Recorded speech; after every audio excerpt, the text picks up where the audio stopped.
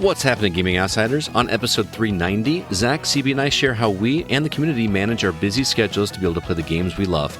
In news, we've got a lot to say about Sony's new online service with 3 different price tiers, and new games discussed include Kirby and the Forgotten Land, Stranger of Paradise, Final Fantasy Origin, and Tunic. This is the Gaming Outsider. Greetings, programs, and welcome to episode 390 of The Gaming Outsider, a video game podcast with a focus on our incredible community. It's Tuesday, March 29th. I'm your host, Scott Clark, and joining me are my friends, Mr. Zack Parkerson. What's up, man? It's been a while. It has been a while. And also joining us, Mr. Chris Behrensmeyer, who I still will not do a slap bet with despite recent events. Oh, Just no. saying. You're going to do it. No. Chris has been trying to get me to do a slap bet for about 5 years now, and I refuse, no matter how good the odds are, because have you seen the size of his palms? Anyway, it has been a long time since we got together. We took the week off last week for spring break. At least it was my spring break. And I appreciate your patience. We haven't taken a week off in years, I don't think. And I needed a break. So I really appreciate you guys' patience. But we are back. Did you guys have a good couple of weeks? Did you enjoy the time off? Yeah. I mean, you'll never guess what I did. You played video games. Yeah, that's true. It is true. I painted a house. Don't do that. Yeah. Sorry I could not help, by the way. But that sucked. It was a little short notice. So anyway, before we get into the games we've been catching up on, I want to give a shout out to Mr. Nick Sigmeyer, who won our March game giveaway of Kirby and the Forgotten Land, which you'll be hearing me talk about in just a little bit. And we're still not sure what our April game giveaway is, but there's plenty of games coming out still. It feels like fall right now, doesn't it? It does not feel like early spring. It's the delayed COVID fall. Is that what it is? Well, speaking of, CB, what games have you been catching up on over the last couple weeks? All the Elden Ring. Okay. All of it. Nothing but Elden Ring. How far are you? I actually am on the final boss. Nice. So he's dangerously close to the finale. He's on the terrible, terrible final boss. Yeah, Zack and I were actually talking about this before we started recording when you were doing your thing, and man, it is legitimately one of the stupidest boss fights I've ever experienced in my life. I don't know if I was seeing the actual thing, but I saw a TikTok today of somebody claiming it was the final boss, and they were making it look really easy. It didn't look that hard. I don't know if it was just him making it easy. It depends on how you play, because I'm playing melee, which means it is the worst boss ever, because every time it hits you, it runs to the exact opposite end of the map, and you have to run through water, so you're slow. And by the time you get there, he's like, nope, I'm going to go to the other side of the map again. It's not even difficult. It's just very frustrating. It's tedious. It just takes forever, and he's immune. It's immune to all sorts of status effects and bleed buildup, and it's just so you're basically just like hitting a slab of concrete for 20 minutes. It's not very fun. No, it's not. But beyond that, I will officially say this: I am now a Soulsborne kind of guy. So, are you going to go back and like try Dark Souls and Bloodborne and stuff again? Gotta play Bloodborne, son. Well, it's funny that you mention that, because Dark Souls on Switch he's holding in his hands right now. Yeah. I went through and ordered a few Soulsborne games, including Bloodborne. Mm-hmm. So Dark Souls is an accessible alternative. Just Bloodborne's the cream of the crop. Yeah, so I'm legitimately like having a blast. I was actually, Zack and I were talking, I think I have only 4 bosses left in all of Elden Ring. Will that get you the platinum, or do you got a lot more cleanup to do? No, I'll pretty much have. I will have 100%ed it. Yeah, I forgot you're playing on Xbox. Yeah, man, it's been a ride. I'm kind of glad to be done with it, just because 80 hours is a long time. Yeah, especially over 2 weeks. Yeah, that's crazy. Zack, you also did some cleanup there. You finished it as well, obviously. Yeah, I beat Elden Ring. Reviews live on the site. But not only did I beat it, just let me show my dust off my shoulders here because I got the platinum trophy. Nice. I was pretty proud of that one. And CB can attest. There's one very specific boss who is such a BS cheesing machine, and just totally unfair. But I did beat them, so it was good. Got all the endings you needed and stuff. It was a pretty fun platinum. I would say definitely the easiest platinum of any of them. But that's okay. It was still a lot of fun. Is that the boss fight you were referring to in your review? It was like two former bosses at the same time? No. There's that is specifically referring to a boss in the main quest on that one. This is actually a side boss that you don't have to fight, but you do if you want that platinum. Oh. In fact, they're hidden behind an entire area that's like 4 hours long to get to them. All optional. Yeah. It's crazy. Yeah, it irritated me because like the map and everything, I'm like, why is this one section not showing up? And then I figured out, I'm like, oh, I have half of this item. I need to find the other half to do something. Yeah. I'm like, this is so dumb. Because it gives you no reference on how to get them. That's kind of the beauty of the game, right? Isn't that kind of the appeal? Like you just got to figure stuff out. And yeah, like the 10K illusionary wall. Is that the one I saw people on video like hitting it like 50 to 100 times in a row? Yeah. That's I think that's some kind of weird bug. No, for that wall. No, I understand that. I personally think it's probably just an isolated incident. That's all. I don't think we all need to hit every wall. I did find the one weapon that if you have to like kill a boss, drop down a wall, but in a specific spot, and then turn a specific way and walk so far and then drop down at another specific spot to find a weapon. Like I was following like the little markings, like the little messages on the floor. They're like, jump here. And I'm like, I jump down and I'm like, oh, I didn't die. There's another one. Turn left. Okay. Oh, so there are people that actually tell the truth in those messages? Yeah. There's a few. What do you know? I would say a lot of them do. People are mostly helpful. So I had spring break last week, and I had all week to play games, and I played no Elden Ring. I know that there's a lot of listeners that are really upset with me. I've had people message me and say, "So how far did you get in it?" I haven't touched it. I don't know why I'm scared of the game, guys. I truly am scared of it. Yeah. No, don't be. Because remember, I was the one that was like, I will never play a Soulsborne game. Yeah. I mean, I part of it is like the brand newness of it has wore off. You know, I did my couple hours just to check it out to see what it was about, and I was very intrigued, but I just had other things I wanted to play more. So I hope to get back to it if we get a lull here in releases anytime soon. Yeah, it's not I feel April seems lully. I hope so. I've got one day off in April, so let's make that happen.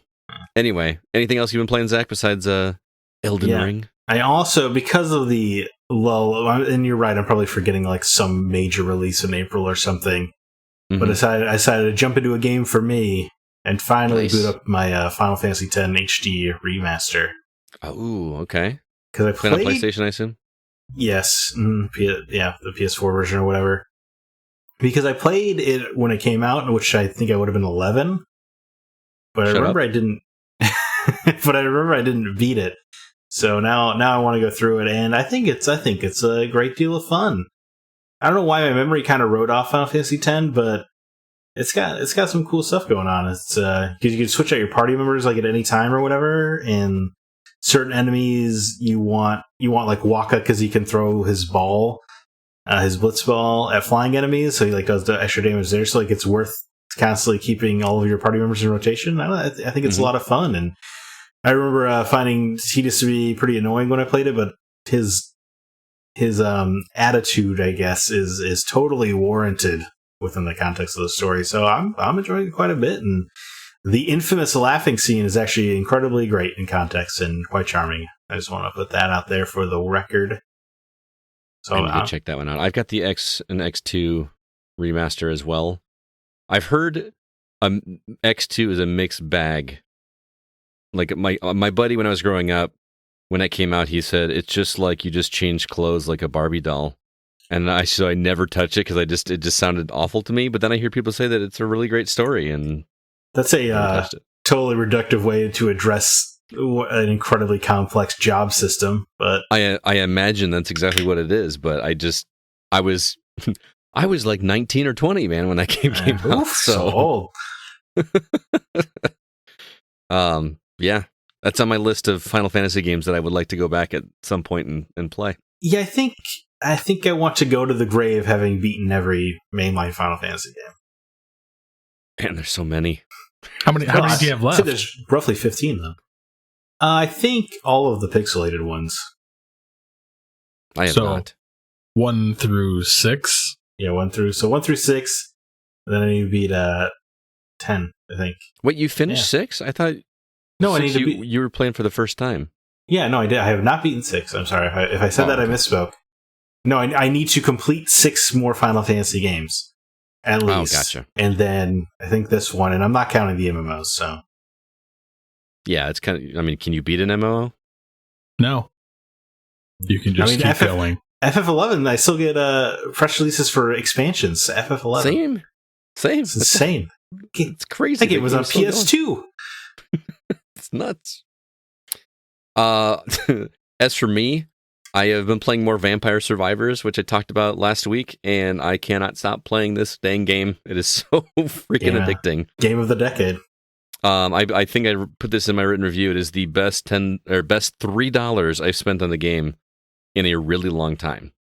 I actually checked out the guy that developed it on Twitter, and in his bio, he says something like, I accidentally made Vampire Survivors. Like, he just was not expecting it to be as popular as it's become. And I'm saying popular because nobody in our circle is talking about it but me. But it's a lot more popular than I was expecting it to be. People are really digging this game. And it's so simple and addictive. And it's really cool because there are certain attacks that you get in the game that they don't tell you how the system works. You just kind of figure it out. Now, I know you guys just got off of Elden Ring, and there's a lot more intricate stuff going there, but it was just a fun discovery to be like, oh, this is what happens. And I want to level up these weapons and see what those weapons do when they reach max potential. And the game doesn't even tell you that the weapons have a max potential that totally is a game changer.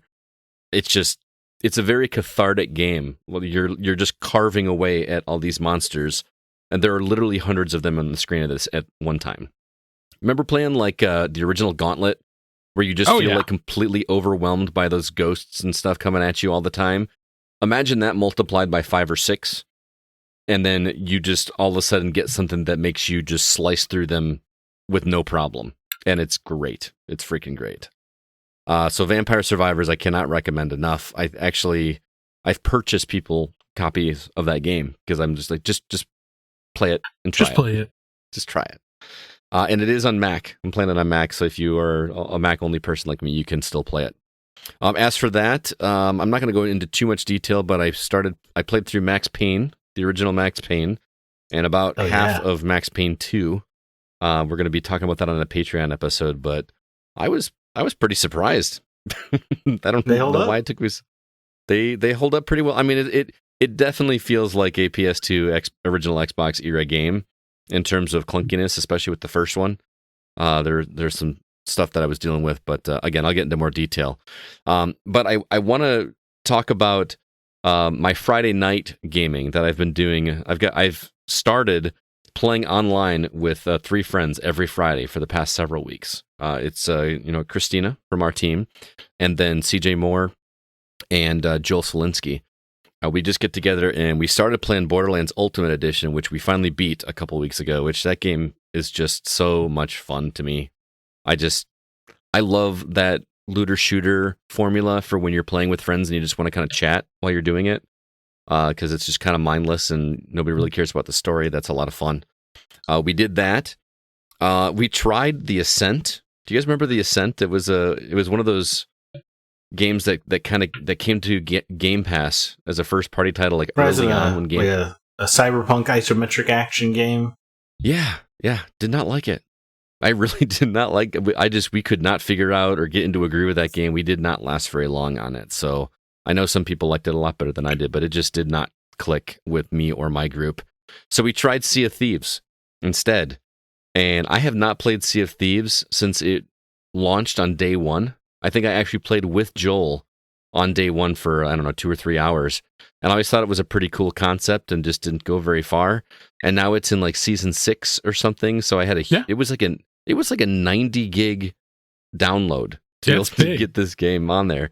And I forgot how fun that game is. That is a blast with the group. If you've got a group that really knows how to coordinate and everything, it's a good time. Plus, it's got cross-platform play. So Christina was playing on PC, but in the way it works with Xbox and Microsoft is since it's all tied to the same account, she was still in Xbox chat with us, even though she was on PC. The only issue we had is we ran into somebody, a friendly person that wasn't like just trying to sink our ship or anything like that, that could only chat with Christina. Like we couldn't hear him in our headset, which is interesting. She could hear him, and so we're hearing like her side of a conversation with this guy, and then none of us could hear it, which was interesting. So I don't know if I've got a setting on my Xbox maybe that doesn't allow for cross chat. I don't know. Does the multiplayer have like a proximity chat or something? Like you could talk to anybody in the open world if you're near them? It does it like if you're close to them, and it'll get louder as you get closer to them. Oh, that's cool. Wow, I haven't seen that since like Splinter Cell Pandora tomorrow. Oh, really? So that's fun. Now that I know that you're playing that, I'm going to let AJ know. Why does he love Sea of Thieves?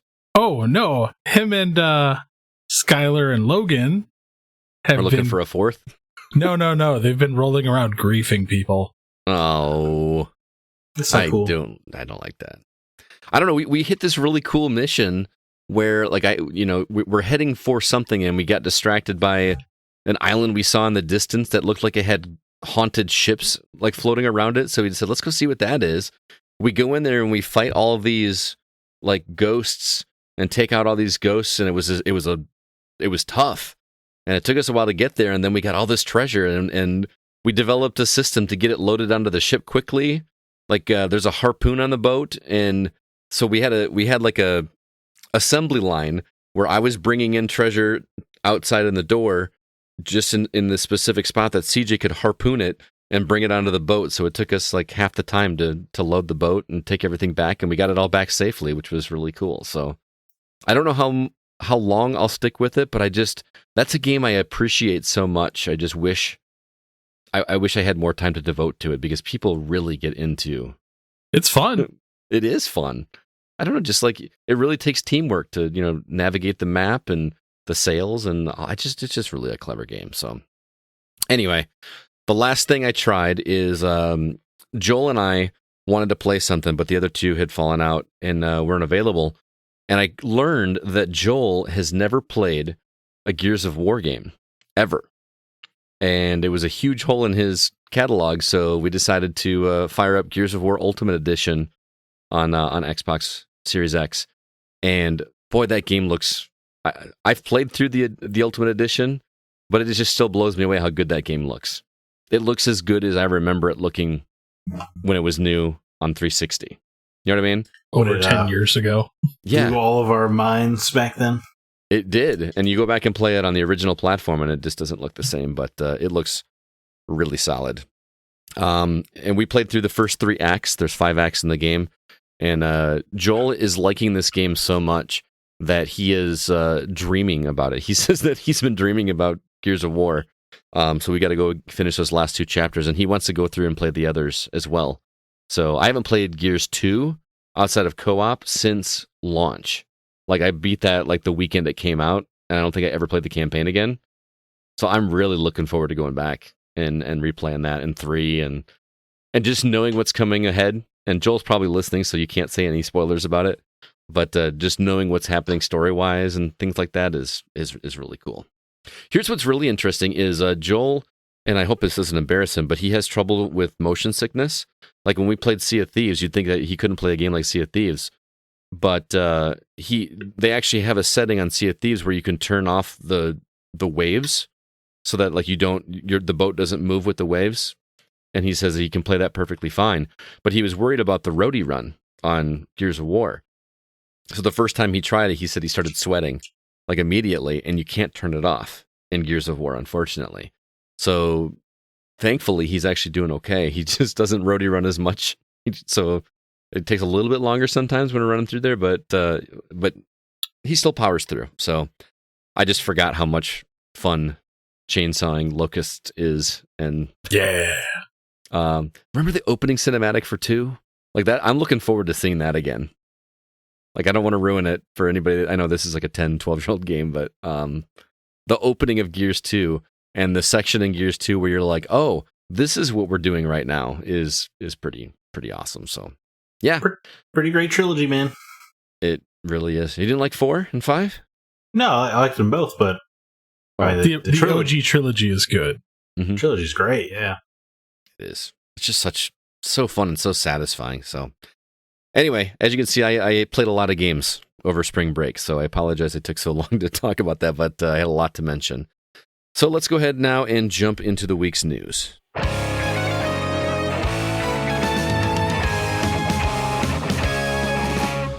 Lots of news this week. We had, was it GDC in San Francisco? So we had some new trailers, including a trailer for Hogwarts Legacy, which is coming to PlayStation, Xbox, PC, holiday 2022.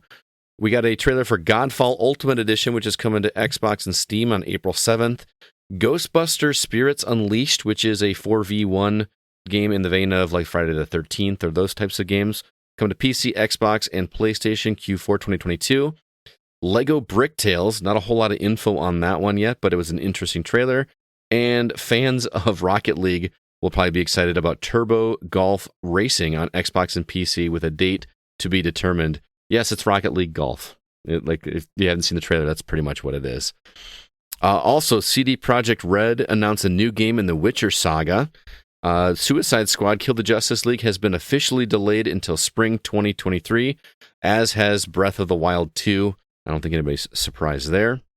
Sony finally unveiled its Game Pass competitor. We've got lots of details on that. And Game Pass on Xbox and PC now includes a 3-month subscription to Marvel Unlimited. Lots of news to talk about. Zach, let's start with you this week, man. What is piquing your interest? Oh man, I guess it's hard not to talk about the major news that just dropped today as of this recording. Mm-hmm. With Sony finally trying to get in that Game Pass game. Already starting console war debates on Twitter, immediately. In true PlayStation tradition at this point, it's just like what a weird rollout. It was just like a blog post. It wasn't like a streaming video or anything. It's that good old Mark Cerny, I'm going to be as bland as possible. Well, we'll get into it, but they put the cart before the horse. Here's how much we're asking from all of you. What games are on there, though? Not important. Get your wallets ready. That's what's important. It's kind of important. Yeah, it's a truly bizarre decision that I can't wrap my head around. But they don't need to. Here's the thing. So many people on social media are already saying, oh yeah, this is great. This is going to make me sell my Xbox. I'm already ready to sell it. That's funny because I see a bunch of as many people saying like, "Why did I buy a PlayStation? What a complete disaster this is." Oh, really? So, I don't think social media is a good barometer for probably console war stuff. You're probably right. But the major crux is this will finally unify PlayStation Plus and PlayStation Now, which makes sense because I don't know anybody who uses PlayStation Now. There's going to be so they're going to force it on you. Yeah. So there's going to be 3 tiers now. There's going to be PlayStation Plus Essential, which is $10 a month or $60 a year, which is just the same as the current PlayStation Plus. In fact, you still get 2 downloadable games every month, cloud saves, online multiplayer, just the standard PlayStation Plus stuff. Then they have PlayStation Plus Extra. Wait 1 second. It seems weird to call that Essential. Your lowest tier calling it Essential. Isn't that backwards? Oh, I guess you need this. You're right. What's the point of even having a PlayStation 5? You don't have at least the essential PlayStation Plus. I guess. Yeah. Essential seems like not the right word somehow. I would agree with you. But, PlayStation Plus Extra is $15 a month or $100 a year. This will add 400 plus PlayStation 4 and PlayStation 5 games as part of a digital catalog. They will be available for either download or streaming. And then the final tier is PlayStation Plus Premium, which is $18 a month. or $120 a year, which adds up to 340, what a weird number, additional games for PlayStation 1, PlayStation 2, PlayStation 3, and PlayStation Portable. All of those games will be download or streaming your choice, except for PS3, which will be streaming only because Sony can't be bothered to figure out how their own architecture works. Time trials will also be available for select titles, so you can try them before you buy, which is something that they used to do on PS3 for PlayStation Plus members, and I guess now they're going to bring it back. So let me get this straight. It's 400 plus PS4 and PS5 games, and then 340, retro Additional games. So we're looking at over 700 games available.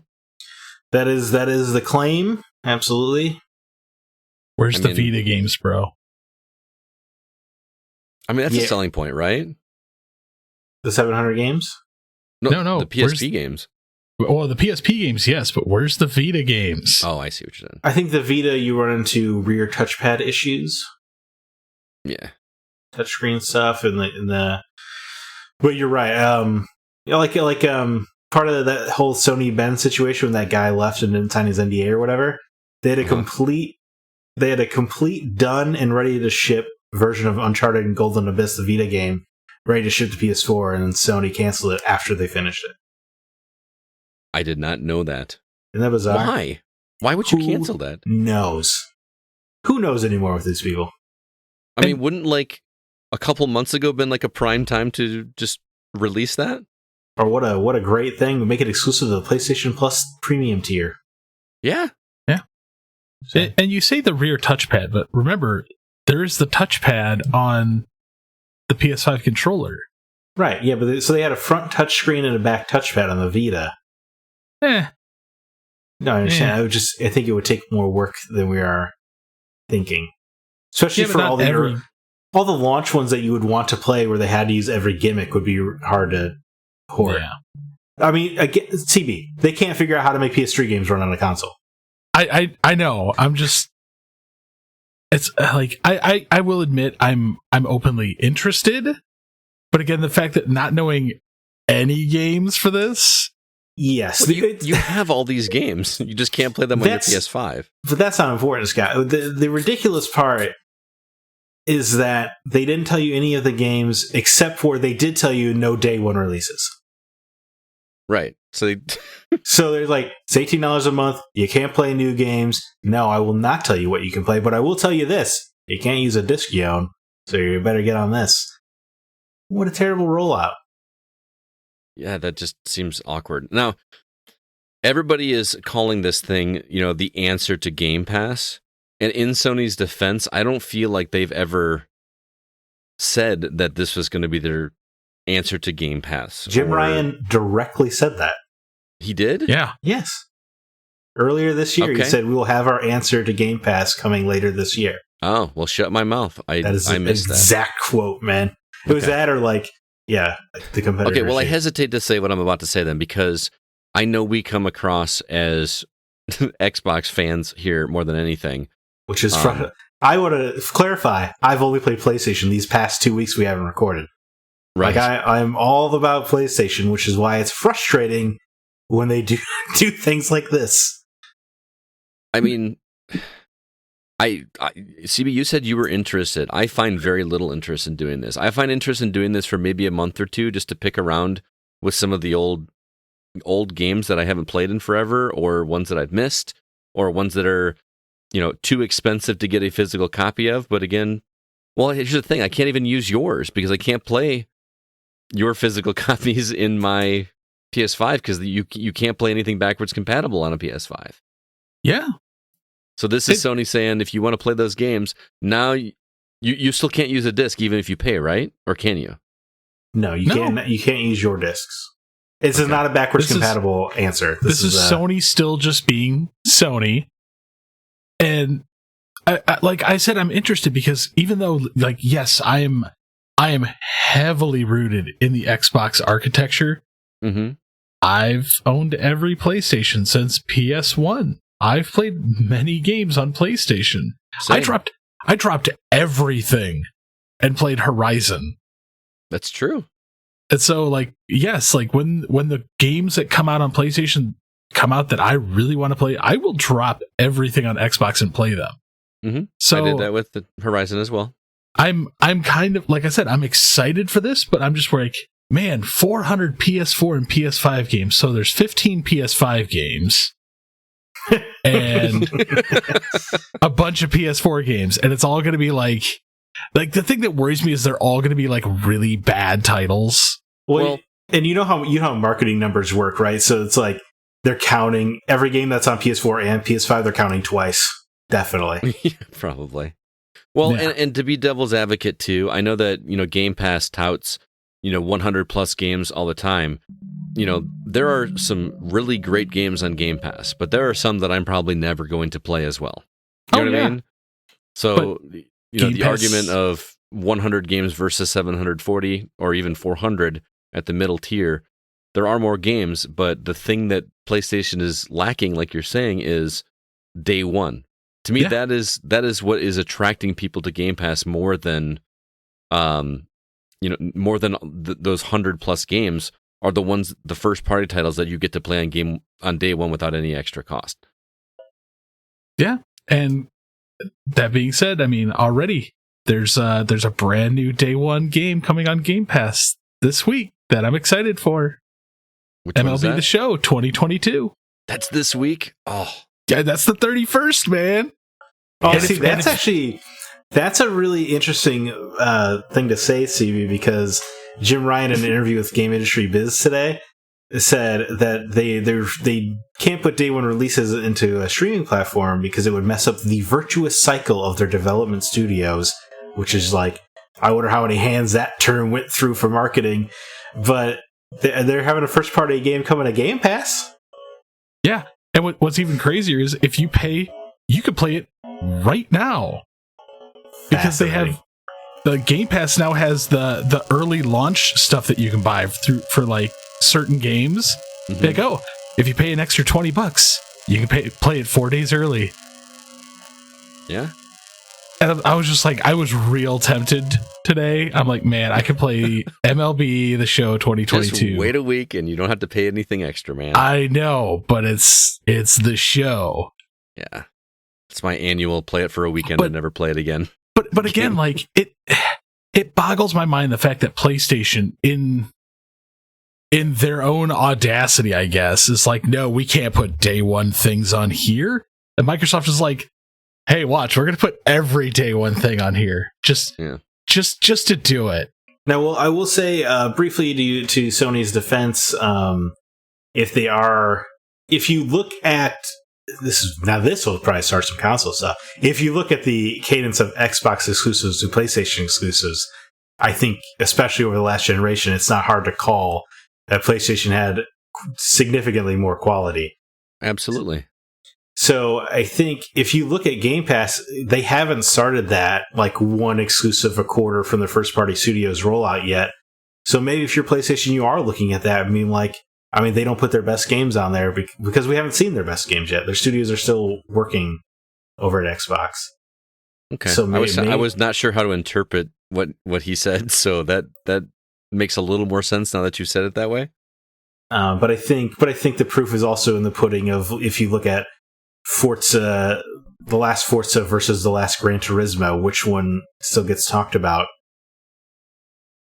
And Gran Turismo also had some microtransaction issues that made it put in a negative light. Which would probably be a lot more sufferable if it was part of your streaming platform day one. Yeah.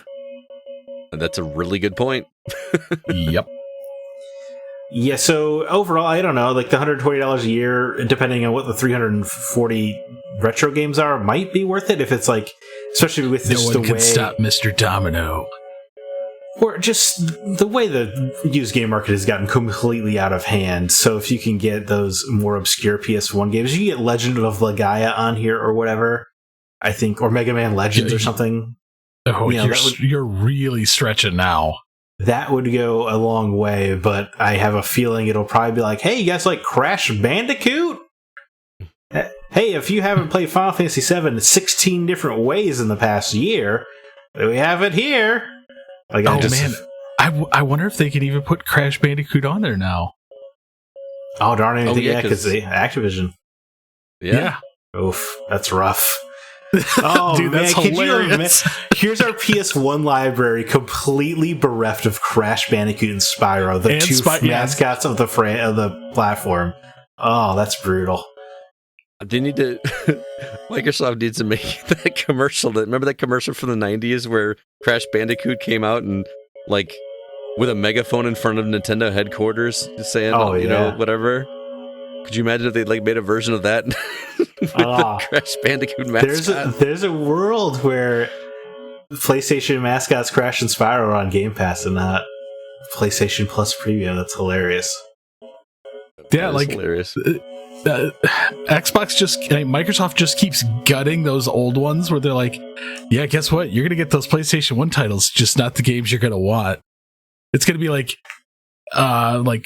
all the different sport titles, like 99, 2000, 2001. That would be such a jerk move. That would be hilarious. There's no way they're going to do that. I wouldn't put it past current PlayStation. I will say this. I can't imagine a world where the you can't use your discs things lasts very long, right? Like, that's insane. I think there's got to be some outcry, right? Because your competitor has done it for years. And now you want to charge me $18 a month for the same privilege? That's insane. It's a little weird. Hey, look at this way. At least we'll be able to play Siphon Filter 1, 2, and 3. Hey, those games are good. I'm aboard. I'm not saying they're not. I'm actually excited for that. Oh, you can play Omega Strain on the PS2. Scott, don't do this. Don't be that guy. When's the last time you played Siphon Filter? He's being that guy. Yeah, I'm just telling you. I think.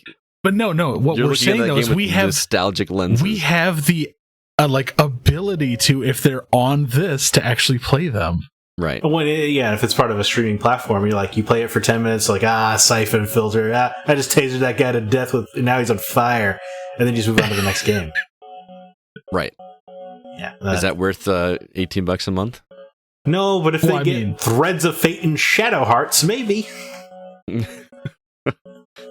All right, well, let's move on. We've talked enough about... what are they calling it, by the way? Did they have I know it was Project Spartacus. Did they give it a name? New PlayStation Plus. I don't know. Yeah, PlayStation Plus Essential, Extra, and Premium. So it's just... it's pure insanity that Game Pass is $10 a month and PlayStation's rolling out with $18 a month and no day one games. Mm-hmm. It's not... Sticking it. It's and not no Crash and no Spyro. That's not a competitor. I really want to hear from the people that are saying that they're going to do this and the 400 titles. Are you going to actually play those games? There's so much new content coming out all the time. I have to take spring break to be able to play a PS2 Xbox era game. Literally.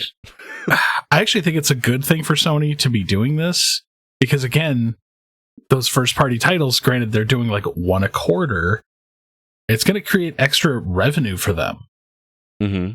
Because people are like, well, I can't afford to buy a brand new $70 to $80 title. Thank you, Sony.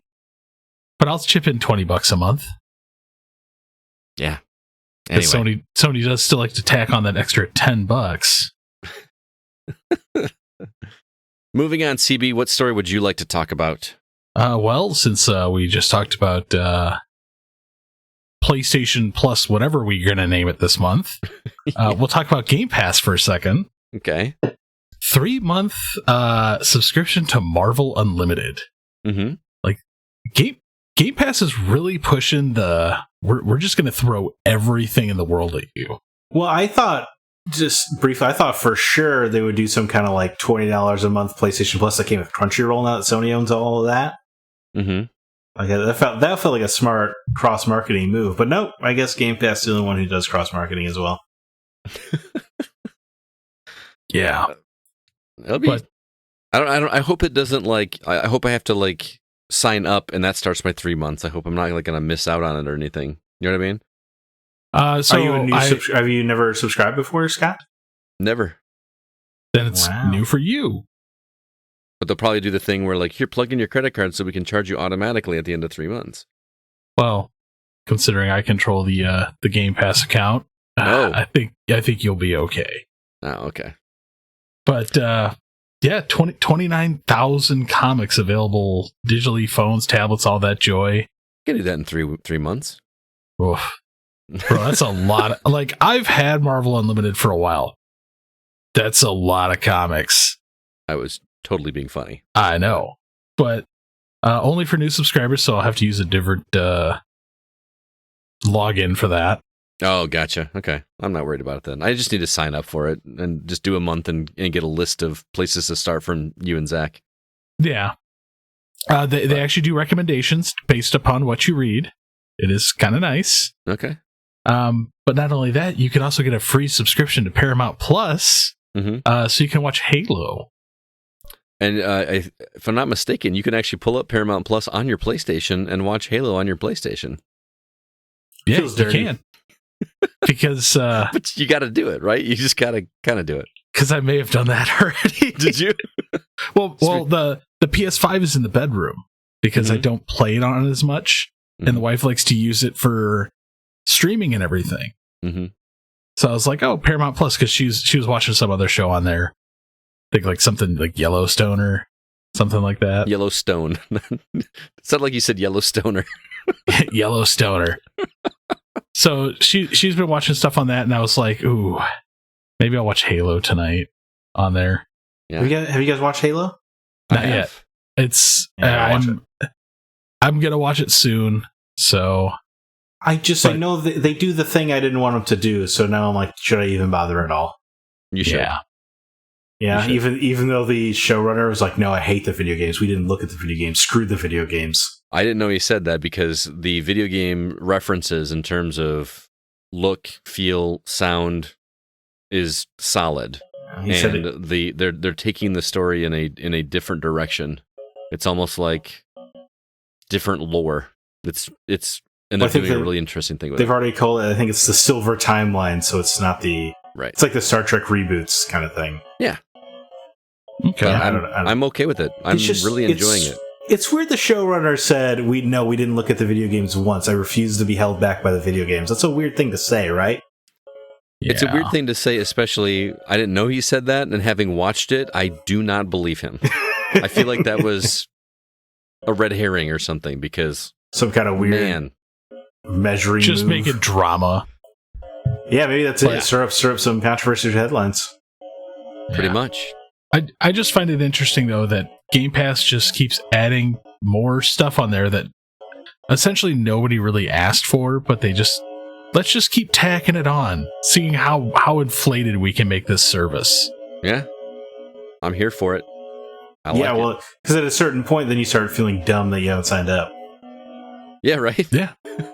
That's probably their marketing strategy. We just gotta throw all this stuff at it so people are like, why have I not signed up? You're like, you can get TVs, movies, comics, games. Yeah. Before you know it, they're going to be like, oh yeah, you also get 2 months of Uber Eats for free. Oh, dude, that's dope. Those delivery fees are getting outrageous.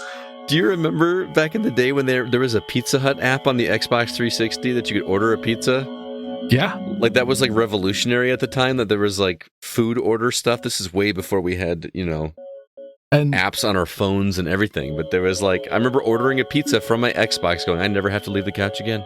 And it's funny because it actually just hit me. They actually do have free Uber Eats on Xbox. All right. Because if you sign up for the rewards thing and you earn points for playing games, you can cash it in to get Uber Eats gift cards. There you go. There you go. Did you guys check out the Hogwarts Legacy gameplay demo at all? No, not yet. But I want to. It was such a long video. I think it was like a half an hour or whatever. I didn't watch the entire thing, but I dabbled. The gameplay is only 12 minutes, but yeah. Well, right, but unfortunately, social media was so consumed with canceling J.K. Rowling, and that's like that the seems bigger to be all they care topic about, right now. So I just got kind of annoyed because, like the developers were not part of that. You know what I mean? Like, I don't know. That's probably more political than we want to get on this show, but it just so I was just so turned off by we can't do anything without it turning into a political discussion, and so I was just kind of turned off by even bothering looking at it. But I'll get a little political because just because you're right. It's hilarious that like there's a certain website that says we're refusing to cover the game based on rights issues. That website is also owned by Tencent, which is controlled by the Chinese Communist Party that beheads peoples all the time for being gay or Muslim. So it's just a little weird for you to take your stance there, buddy. But yeah, it's just people like to pick the easy stances, you know. A lot of controversy, hypocrisy. Anyway, I thought it looked pretty good. It looked a little overly busy. I don't know, like you can build a town inside of the room of requirement and stuff. But I don't know, flying around a broomstick sounded looked pretty sweet, and it looks like a Harry Potter fan dream come true. I just don't understand. Why every game needs to be so big. That's all. Gotcha. Why does every game need to be the last game you need to play? No, there are no familiar characters. They're it's like 100. I think it's 100 years before Harry Potter. It's not like it's not going to sell well. I think nearly had this nick, isn't it? And to your point about selling well, yeah, all the controversy and refusing to buy it or cover it is not going to do anything because it's PlayStation's most watched video in its YouTube history. Was that state of play? So, yep. I think people are pretty darn excited about getting to explore Hogwarts to their leisure. I agree. Last thing I want to mention really quick is this new game announced from CD Projekt Red in the Witcher saga. They said that development is officially underway, but it is very, very early. But they were very adamant to say that this will not be The Witcher 4. I did not finish The Witcher 3, so I don't know if The Witcher is still around. But it's going to use... Huh? I just thought it was funny that you phrased it that way. Sorry. It will use the Unreal Engine. And the quote on the, I don't know, like the title card or promo thing that they put on Twitter said, "A new saga begins." And they wanted to be clear, too, because it sounded like at first that this is going to be exclusive on the Epic Game Store when they first tweeted it out, and somebody kind of came back and said, just as a heads up, this will not be Witcher 4, and it will not be exclusive to the Epic Game Store. So I think the conversation Zack and I had over text was, it's funny how everybody just forgets, you know, what's that last game? Cyberpunk, thank you. Yeah, gamers have the attention span and memories of about 2 weeks. Nothing is ever true. Yeah, Cyberpunk 2077 so bad gets delisted for 6 months from Xbox and PlayStation. And was like, yeah, cool, Witcher 4, who cares? Yeah, I will say, I wish this is how all games were announced. What do you mean? Like, we've started development, just so you know what the studio is doing. Like, all those years where you're like, what is Rocksteady working on? Like, if they had just said, yeah, we're making a Suicide Squad game, you're like, oh, okay, I know what they're working on. And then you come back later with the big gameplay trailer and you knock our socks off. But I don't like because Hollywood will tell you what they're making 7 years out, but the game industry is so secretive that it's refreshing. Like, it was refreshing when Elder Scrolls like, yeah, we're making a sci-fi game called Starfield. We didn't hear anything about it, and then all of a sudden they roll out the trailer that is in-game engine. Here's the date. Real like, boot, kick and move, I guess. It's cooler that way to me. I like it. I mean, I say I'm excited. I could just pick up Witcher 3 very easily and just be taken care of for several hours. So I'm not that excited, but yeah, also Breath of the Wild. Not care less about this. Yeah. Oh, you can't? No, I don't care. Hey, were you guys surprised by Suicide Squad getting delayed? No, not at all. I kind of was on that one. Yeah, only because it'll have been 8 years since they put out a game. But I guess I shouldn't have been. Everything gets delayed. I'm not surprised. Still being on the cusp of new generational hardware, because I have a feeling previous generation is going to get lopped off. Well, for Suicide Squad, they already announced it was. So, but at the same time, like, we've seen the trailer, but we still haven't seen any gameplay footage. Well, at least the trailer was gameplay. Well, yeah, we haven't seen a raw feed. Yeah. Oh, I see what you're saying. Yeah. But Gotham Knights And Breath also of the showed Wild. us raw gameplay 2 years ago and is nowhere to be seen. Breath of the Wild 2 being delayed was absolutely no surprise to me. I knew that game wasn't coming out this year. It still doesn't even have a title. I know, right? Well, and that last trailer, like targeting a winter 2022 release. I'm like, Right. okay, that means a Everybody delay. just collected a one. All right, 2024 or 2023. That was a no-brainer. Okay, well, let's move on. And before we get to the new games that we've been playing, I want to remind everybody that we are an independently funded podcast, and we can use your help, and you can help us out by subscribing to our Patreon subscription page. You'll get some bonuses at the $3 tier. Well, actually, at the $1 tier, you get the episode a day early, and at the $3 tier, you get one bonus episode, and at the $5 tier, you get 2 bonus episodes. CB, what can everybody listen to right now, and what's coming in the pipeline? Well, Desert Island Games with Stoy from the EXP cast. Retro Outsider look at Star Fox Adventures on Dinosaur Planet. Our spoiler cast of the Uncharted movie. And upcoming, still in the works, our look at the Halo series with Christina. Break the Seal on Max Payne 1 and 2. And Desert Island Games with YouTuber Snugboy. Yeah. Looking forward to talking to that guy. He's Australian, correct? He is, yep. He's a YouTuber I enjoy. Very cool. So if any of those episodes look exciting to you or any of our back content, you can get all of it by subscribing at patreon.com/thegocast. All the money that we receive from Patreon, we do not keep for ourselves. We use it to pay for the podcast and our website and all that. And then anything extra we use to purchase games to review, which we then turn around and give back to the community, much like Kirby that Nick Siegmeyer won recently, which will be going out in the mail tomorrow. My students are going to be very upset, but it's going to go out in the mail tomorrow. So, all right, with that, let's go ahead and jump into the new games we've been playing.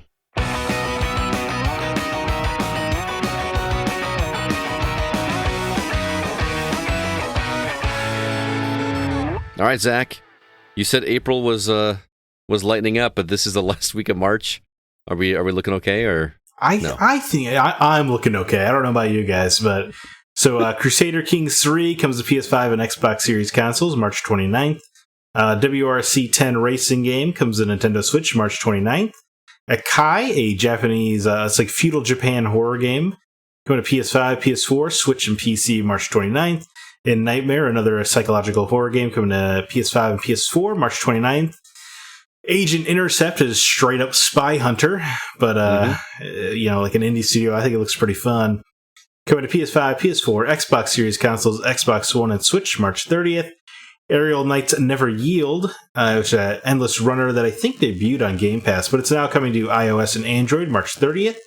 Death Stranding, the Director's Cut, makes its way to PC March 30th. Shattered, A Tale of the Forgotten King, comes to PS5, PS4, and Switch March 30th.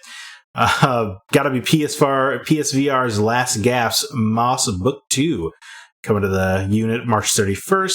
Red Wings American Aces, coming to Switch and PC March 31st. And then Weird West finally makes its way to PS5, PS4, Xbox Series consoles, Xbox One, and PC March 31st.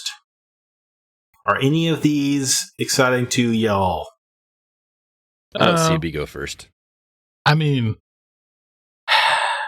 if I knew at some point in time it wasn't coming to the Quest 2, I would be all over Moss. Yeah. But I really don't want to spend the time setting up all those cables. PSVR is so ridiculous to set up. Moss Book 2 seems dead on arrival for that reason alone. Mm-hmm. Yeah. I think it's just coming too late. It's coming too late, and everybody knows that it's going to be ported over to the PSVR 2. It's coming to Oculus Quest 2. So it's just like, oh, why did it have to be launched on PSVR? It's unfortunate. That first game was just so interesting. It's cool. Really good. It is very good, yes. Yeah. But Weird West. You're getting that one?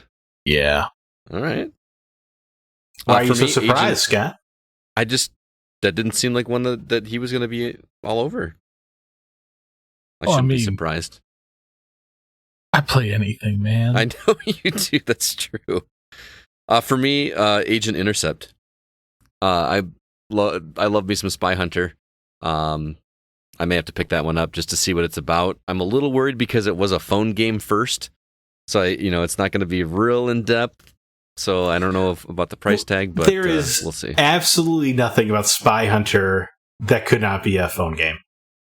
No, you're right. That's true, but I'm more worried about paying a console price for a cell phone game. Fair enough. You know what I'm saying? I get you. So yeah, I think that's my vote. Agent Intercept looks awesome. It looks great. They just need to. I need to get the Peter Gunn theme, like just playing in my headphones while I'm playing it, just to really put me back into that mindset. So, yeah. All right. Well, speaking of new games, Scott, you need to tell me about how Kirby eats all the things. Tell me about Kirby's mouth. Boy, this game is charming, and yes, he eats all the things. I've not played a lot of Kirby games. I played the original Kirby game on Game Boy, and I think I played the drawing one on DS back in the day. Okay. Oh wow, Canvas Curse.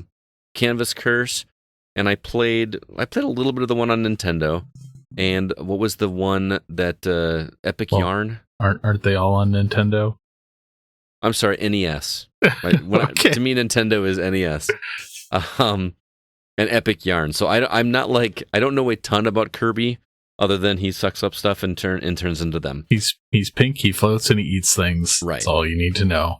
So tell me if this is different from the other games, because it feels different from any of the ones that I remember playing. So Kirby obviously has this ability to inhale these enemies and acquire their abilities. Number one, you don't have to press down after you inhale them to turn into him. He just automatically turns into him, which I always thought was a weird thing, because in the other games he would inhale them and then float around really big. Now he can just float around anytime, and he just turns into whatever, and he can still float around even when he is these creatures.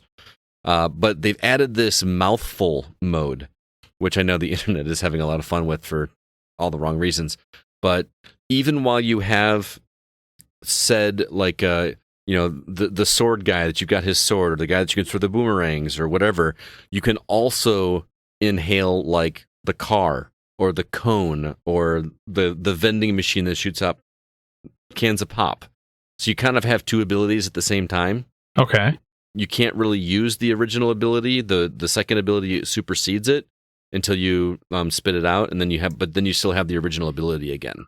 So it's nice that you can get rid of the second ability and not have to go find the first one again. Okay, does that make sense? So I like that. Some of the bosses actually have elemental, the Mega Man thing going on with it. So you get to some bosses, and one of the abilities will have a bigger effect on it than one of the other abilities, which is weird, because I found whenever I fought bosses that I just didn't even want an ability, because they do the Kirby thing where the enemy attacks, you dodge it, and he leaves a star, and you inhale the star, and that just does plenty of damage. Yeah. That was just my strategy. I didn't even bother attacking with any of the weapons or anything very much, because I always would get hit, and then I'd have to go refind it, and it was just easier just to go do that. So it seems like they're kind of pushing a little bit of an evolution to the Kirby gameplay. I can't say for certain, because I don't remember the original games that much. All I remember is that you only could have one ability at a time, and you had to press down whenever you did it. So if it sounds like an evolution to you, then yes. It does sound a little bit of an evolution to me, but again, it has been a hot minute since I've played a Kirby game, because the last one was Star Allies. I don't remember. I don't remember what Star Allies was. Nor do I. I think the last one I played was a 64 game. Oh, well, there was the other Switch one that you played, Scott. Well, clearly it was very memorable. Yeah, I guess so. Epic Yarn was Wii, right? Wii and Wii U, I believe. I don't remember the other Kirby game that came out. Well, I think was the Wii U one the Yoshi one, though? Yoshi's Yarn? Yeah, Yoshi Woolly World. But there was Kirby Epic Yarn. It was Kirby Star Allies in 2018. On the Switch? Yeah. The hell kind of game was it? I don't think anybody remembers this game. It was a side-scrolling Kirby game. Scott played it. That's hilarious. I vaguely remember it. It was that memorable. Yeah, it got great reviews. So anyway, it sounds like I'm not talking negatively about this game. I found it completely charming. I will say that there is very little difficulty in this game. This game clearly has a target audience that isn't necessarily me. I still had a really good time going through this game. Did you finish it? I did. Oh wow! Is it short? Yeah. About 6 hours. Oh, that's perfect. That's exactly what I wanted. Yeah. Right. But you can obviously do more time with it if you collect everything, because at the end of every level, they do this really cool thing where each level has a certain number of these creatures that you have to collect, like Deedly Weedles or something. I can't remember what they're called. Deedly Dees or something. And, at the end of the level, there's a cage that has 3 of them that you get automatically. Then there are 4 hidden in the stage somewhere that are always fun to uncover. And then there are 3 more that you get for doing something else, but you don't know what that something else is. You just have to kind of figure it out in the level. And they're very, very simple. You just kind of have to just search around and find it. But what's really cool is when you beat the level, if you've missed any of them, it will show you which ones you've got. And if you missed any, it will reveal one of them to you to be like, oh, this is what you should have done. This is what you needed to be doing. Okay. And you can go back in the level and try it again if you want to. And then once you get that one, it'll give you the other one that you're missing if you have any others missing. So it's just, it would not be super difficult to 100% the game. I started doing the first world 100%ing every level because that's just in my nature. But then I just wanted to, I wanted to just plow through it. So, and I don't mean that in a negative way, like I wasn't having fun. Yeah. But the final boss was a challenge. Okay. I had a tough time with the final boss, and boy, does that game go some places that I was not expecting. It goes to some weird places in that final level. So, like some weird mouthful places? No. It's some weird dark places? You'll notice I didn't even mention the story. You're rescuing these guys. That's all you really need to know. I was not expecting a story.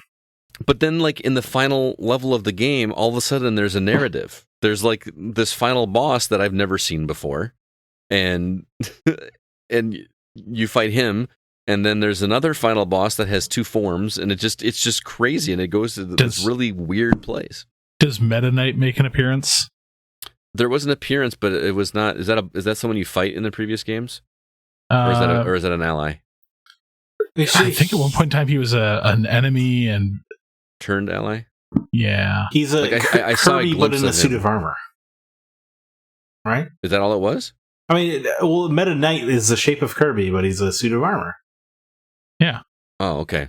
I thought it was a completely different character because I remember. No, he is a different character. Something. Yeah, he's a different character, but essentially it's just Kirby and armor. No, I got you. I did see him. I saw a glimpse of him, but it was not like I did not play as him. I did not fight him or anything like that. It was almost like a cameo. But so I finished the game, and I was glad I played it. It's one I will probably never play again. But then I took it to school and let my kids play it. My students play it. Guys, I have not seen this much joy with kids playing this game. It was insane. Because there's also a co-op mode. So somebody plays one of these Weedledee characters as well. And they were just having so much fun going around exploring, and when they realized that the cone could be turned around and smashed into water pipes to make them fly up into the air, it was that sense of discovery we had playing remember when we were kids and you played Super Mario World, and the first time you got one of those keyholes that got super large and then shrunk and then took you someplace else, and it was just this is the coolest thing ever. They were having that moment playing Kirby. So it definitely feels like Nintendo has remarketed Kirby to it's definitely for the kids. I mean, it is. I'm not going to say that you're not going to have fun with it as an adult. Oh, no, I know plenty of adults that are going to really enjoy it. But it's just not one that I'm ever going to. I don't need to revisit it. I've had my fill of Kirby. But you can definitely tell that Kirby is definitely being marketed towards the younger kids, whereas the slightly older crowd to the teenagers is now Mario. Mm-hmm. Whereas I will say that Kirby is a favorite amongst my students when it comes to Smash. Oh yeah, dude, he's adorable. And he's awesome. in Smash. In terms of like most of the kids win with Kirby, like they really. Yeah, you just go, I'm a brick, and smash everything. That's exactly what they do. So, yeah, Kirby in the Forgotten Land. It's if you've got a really young kid that you're getting him into video games, this is a great place to start because they've really got the sense of discovery down and the awesome the things that will get kids excited. And it's just adorable. It's adorable. So is it a full $60? It is, yes. Mm-hmm. Man, now if Nintendo could just use their other properties and bring them back. Well, Metroid 4 is coming. Metroid Prime 4 is coming at some point. Yeah, in like 10 years. Well, I mean, we all know that Dinosaur Planet 2 has to be right around the corner. Right. Well, Zach, let's move on and talk about Stranger of Paradise Final Fantasy Origin, which you're playing on PlayStation. Terrible title. It's a terrible title. Is this the one that we played the demo on? Chaos. This is the one where you turned on your PS5 so I could stream the demo to my PS4. There you go. Okay, so I have played the demo, but hearing just you talk about this as little as you have with through text message, what the hell is this game? It's a trip. Oh boy. Yeah, so I mean, you had to have seen all the trailers by now where, hey, I'm here to kill chaos. I don't care about anything. I need to kill chaos. Right. That is Jack's one-track mind. Jack Garland, our main character. Garland not being a spoiler, they let you know his name's Jack Garland up front. If that name it means anything to you, it's because that is the villain of the first Final Fantasy. So you're seeing his origin, as it were. And you're accompanying you have a group of party members. You have Jed and Ash, and then later Sophia and Neon join you. And boy, it goes to some places. The game opens with, let me just say, so it opens with this over-the-top, bloody hallway scene where Garland, in his full suit of armor with horns and everything, murders an entire castle. And you're like, okay. And then it just cuts to Jack walking through a meadow with Frank Sinatra's My Way playing. What? Over as it's just doing aerial shots. And it's just, what? And then he just keeps walking. And then he runs into Jed and Ash, who are like, hey, man, I see you've got a crystal too. And he's like, yeah, it tells me I need to kill chaos. And they're like, same here. And they're like, great. And then they fist bump, the three of them. And then they go off to ask the king for permission to kill chaos. What is chaos? Chaos. He's chaos. Do you not know what chaos is? Is he a character, or is his chaos as in like an entity? Like, what is chaos? So it's not entirely clear on purpose because there's a few red herrings along the way about the nature of chaos. You're just gonna say that like that every time. It's the only way you can. And it's so you basically just go on like a road trip to Final Fantasy areas. So the first Final Fantasy was about restoring the elemental crystals. Mm-hmm. And that's what you're doing here with what you assume is your 4 Warriors of Light, which is the prophecy FF1 is based on, except you have 5 party members and your crystals are black instead of white. So you can kind of see it's like perhaps you are on the path to darkness and don't realize it, sort of thing. Gotcha. It gets Tetsuya Nomura as hell. Just really goes to some places that are absolutely absurd. But they honestly kind of do good by the group of characters you are. And in fact, I couldn't believe it, but that fist bump pays off in a few different ways, in a kind of like a legitimately emotional way once. So it's dumb, but it has some heart to it, which is nice to see. And I think the ending is especially pretty cool, and the way it ties into Final Fantasy 1 especially. So very cool. I would say even if you don't want to play it, it's worth maybe checking out the cutscenes, because Jack is over the top. Mm-hmm. And people they're pouring their hearts out to him, telling him their emotional core, and he just goes, "I don't care. Tell me where chaos is." Like in the middle of their monologue. It's amazing. Did you laugh out loud? Yeah, there's one in particular where this elf character is like, the Dark Elves. I call myself the king of the Dark Elves, but really my people were persecuted. He just straight up like punches him in the shoulder. He's like, I told you, I don't care. Where's chaos? It's ridiculous. Is it explained why he's so obsessed with it? It does. It does actually explain it, and it's actually pretty good. There's a legitimate character arc for Jack that is really actually quite good. And you understand why Jack becomes Garland by the end of it. Okay, it's interesting. Pretty cool. How's the gameplay? The little bit I played on the demo wasn't very indicative to me. So it is it's from Team Ninja, former Ninja Gaiden fan who did Neo. It is very much like Neo in that it is Souls adjacent. It's easy to call it a Souls-like because there are like checkpoints that respawn enemies and stuff.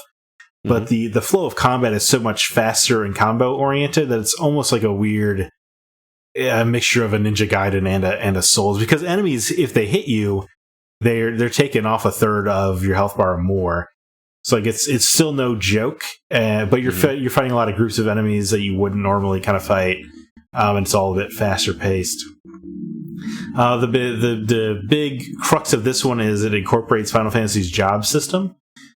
So you can be, Jack as an assassin, or Jack as a thief, or a black mage, white mage, etc. I think there's 28 in total jobs. I mean, you kind of have to if it's an origin story of the original Final Fantasy, right? I guess so. And what it really does is, so each job has its own skill tree, which you know how I normally feel about skill trees. But the thing is, you're going through each job skill tree in like maybe an hour or two of gameplay. You can max them out, because what it wants you to do is when you get to the end of a skill tree for a certain job, you'll unlock the ability to get advanced jobs. So, you want to play as a red mage, right? Which is a soldier class that can incorporate magic. So you need to max out the black mage tree and the swordsman tree, because those two together will unlock the red mage tree.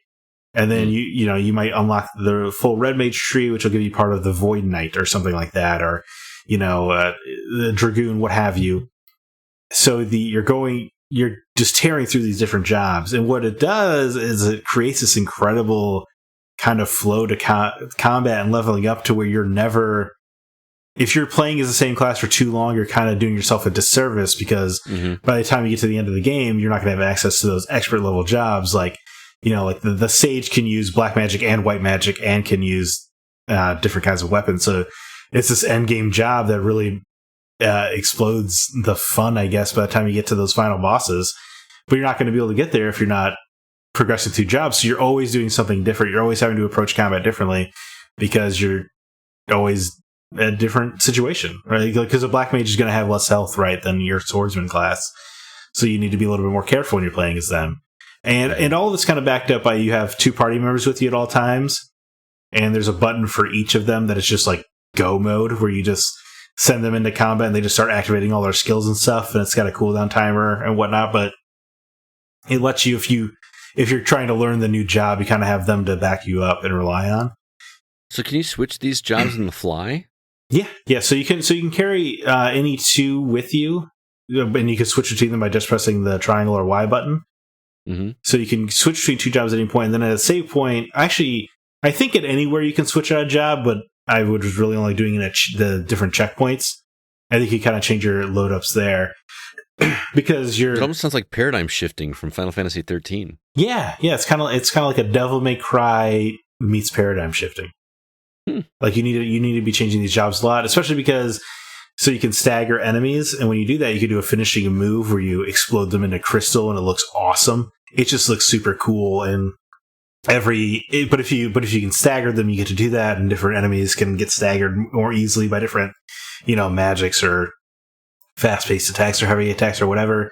So you're always constantly thinking about what to do and how to handle these different groups, and it's constantly engaging, it's constantly fun. And it just use the Final Fantasy trappings in cool ways, like the job system, or you can chase down a cactar because it'll give you a bunch of gil. Dude, the cactar finishing kill, I'm just going to spoil it for you guys right now. He just picks up a little bitty cactar as it wiggles around begging for its life, basically. Turns it to crystal, then just throws it up in the air, and it just explodes into blood and crystal. As it's like making these sad, cute noises. Man. It's ridiculous. Wow. Or you can find, like, there's a Tonberry in every level. Is like this optional super hard boss because Tonberries, can one hit kill you in Final Fantasy games. Right. So they're incredibly difficult. It's a lot of fun, especially in the main quest. Some of the problem is that the side missions all suck. Just terrible. Because they just send you back into the levels that you basically just finished, but you're just going in the opposite direction, essentially. Mm-hmm. It'll have like some dumb objective of like kill 3 of X enemy or pick up this Lancer. And it's not engaging, and it's frustrating because you basically need to do them because the game is actually very gear dependent. And the level of gear you get is tied to the level of quest, and the jumps between main missions can be so extreme sometimes that you kind of have to do a side quest to find the right gear in between. Yeah, but that sounds like a better alternative to grinding, right? At least you're doing something. I guess so, but usually, I mean, I don't know. The grinding's not fun really in Final Fantasy games anyway. That's what I'm saying. So it's like I would rather just go straight and keep the main story going. Right. But if I had the option, I would rather do a backtracking quest and kill so many whatever. Yeah, it usually is only like a few minutes. It's just like, they could do better. Like, even if there was this is not even like a quick storyline attached. It's literally just drops you in the level. You just do the thing. It's just not very exciting. It's not even like, can you get this long lost pendant for me? It just drops you in there. It's like, hey, find this pendant. And you're like, why? It's like, just do it, man. It's all right. Chaos. Yeah, for the sake of chaos. And I will say all the boss fights are awesome. Almost all of them. I think there's like, a few hits or a few misses here and there or what have you, but they're so fun to master. And at each one, there's 2 phases every fight, right? When you get to like the halfway mark or whatever, it's this over the top animation where like Jack rips off a part of this person, and now he like explodes this dragon's leg, so now this dragon's just dragging itself across the combat arena. That's cool. Just up top half, it's super cool, and it always transforms the fight in an interesting way. I didn't even talk about it whilst monologuing here. There's a key component to the combat called Soul Shield, which is where you hold down circle or B button, and it lets you absorb certain enemy attacks. So, like, say a bomb enemy is about to cast fire on you. If you tap the button in time, you can absorb it, and now you can use fire 3 times basically. Oh, and that's cool. And what's especially cool about it, guys, is it feels like a Ganondorf boss fight every time because the enemy is almost always weak to whatever attack they fired against you. So you basically catch the fire, and even though it's like an enemy on fire and probably isn't weak to, like, if you cast fire on it, it probably wouldn't be weak. It is weak to its fire. So you throw that back at them, and it like does this double damage. So like basically every time you do it, it feels like, ha, gotcha. And it feels awesome. Especially feels great to do against bosses because they're coming at you so fast and furious. Like if you can, you manage to absorb that attack in time, you send it back at them and kind of stagger them a little bit. It feels pretty awesome. So how does magic work in a game like this? Because I know how it worked in like, Final Fantasy 15, but most of the Final Fantasy games are turn-based. With this one being straight action, are you having to time magic attacks, or is it just like casting a ball of fire or an ice ball? Or so it's kind of both ways. So even when you're playing as a mage, you can usually carry a club and a shield, so you can still have a melee offensive. But yeah, you could like send your party member in there and then support them with fire or thunder or whatever if you wanted to. Or you can unlock combos that'll like incorporate like, whatever spell you have equipped into the combo essentially. Okay. So you hold down your fire button and you can select which spell you want, like water, thunder, whatever. And it'll keep that pre-selected for you. So you can always just tap it and just launch fire really quick, even in the middle of a combo. Or you can hold, or if you hold it down, then you can cast fire, Fyra, Fyraga. But when you do the quick press, it's always just regular fire. So it's I think it's pretty smoothly implemented for the genre it is. So it sounds like you are liking Stranger of Paradise Final Fantasy Origin better than I was expecting. I think you kind of went into this expecting it to be kind of more hilarious. Yeah, I thought, total cheese fest, and it definitely is for the majority of its runtime, but I couldn't believe how fun the combat was. You know, and it has this over-the-top gear system that I don't care about at all. Like every enemy drops 2 or 3 pieces of loot, so it's just totally useless. Like you just find that like you can equip new equipment at any time or whatever, but I think you would drive yourself crazy if you did that. So I'd always just go to the checkpoint, equip the highest level stuff, and go on about my day. It's just like a totally inconsequential gear system. It only matters because enemies will tear through you otherwise. Can you sell unwanted gear so you can at least get something out of it? Yeah, you could sell it or dismantle it as a smarter way, because then you can upgrade if you get a 5-star super rare weapon, you can kind of upgrade some of its stats by using dismantled materials. And it's got a pretty extensive, if you're really into the combat, it's got a really extensive end game after you finish the story. Where like you'll finish the story around like level 100-ish, level 120 probably. Mm-hmm. But I think missions can go up to level almost 300 if you want to just keep running them. So it's pretty intense, and I would say it's tough. I totally messed up, guys, because I selected normal mode for most of it, and at some point along the way, I must have been in the settings or something, because the game got way harder for like 15 hours. And it turns out I had turned it to hard without realizing it. So how do you do that? I have no idea. But you know what? It's because in between every mission, if you just press the touchpad, it ups the difficulty. So I must have just accidentally done that at some point and not realized it. Because if you change difficulty, it affects the gear drop rate and like what level gear stuff you get. So I must have done that at some point. But the bottom line was, I think you could probably beat it in 20 hours, but it took me like 30. But I think it's because there was like a late game. You hugged a woman, didn't you? Give myself a debuff. Yeah, but boy, I think the game is a lot more fun on normal than hard, by the way. But it's usually the opposite for you. You always like normally go to hard right away. Yeah, I think it's just it's so fast paced. Like I would never play a Devil May Cry game on hard either. Yeah, I'm just too old, man. A combo heavy game, right? Yeah. So I'd highly recommend Stranger of Paradise if you like those if you want like a faster paced Souls-like, this is a good way to go. I was not expecting that response from this game. I was expecting it to be making fun of the story and the chaos, and I'm pleasantly surprised to hear that you like this game, man. It's fun to laugh along with the game for a lot of it, but then it does kind of sneaks up on you, and it's pretty decent by the end. Nice. It's a little outrageous, but I guess that's kind of what you expect when Tetsuya Nomura is writing a story. There you go.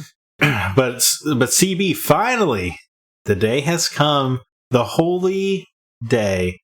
Tunic released on Xbox. Yeah. And it's glorious. It lives up to expectations? It does for me. Oh, dude, people are raving about this game. Grant Henry has been playing it. I think he might have finished it too. Everybody is digging this game. It's so good. Yeah. It's adorable. Like the combat. It's everything that I've wanted in a baby Souls. So do you feel better equipped going into this now that you? Oh my god! Like this feels like a cakewalk. Because I'm just like, man, I played this brutal Souls game, and they're like, oh, here's baby Souls, and I'm like, this is not too bad, sir. So when I played that demo they released last year, I was surprised at how Souls influenced it was. But is it still Zelda influenced overall? Yeah. Okay. I mean, it's got so many things going for it. Like it feels and aesthetically looks like a Zelda game. Just very clean and crisp. The combat feels like a Souls light game. I mean, at no point, like I said, coming off of a game like Elden Ring and playing this, like I feel so better equipped because I ran into like the first major boss and I'm like, just crushed it. I'm like, your reflexes are sharp.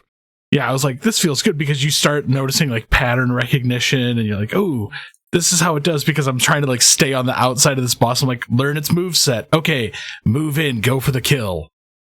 Like you get your little potions, you get your little upgrades.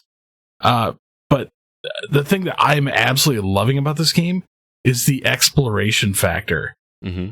Because there's so many things hidden in this game. That makes Like- me happy because I know that was a big selling point for Elden Ring.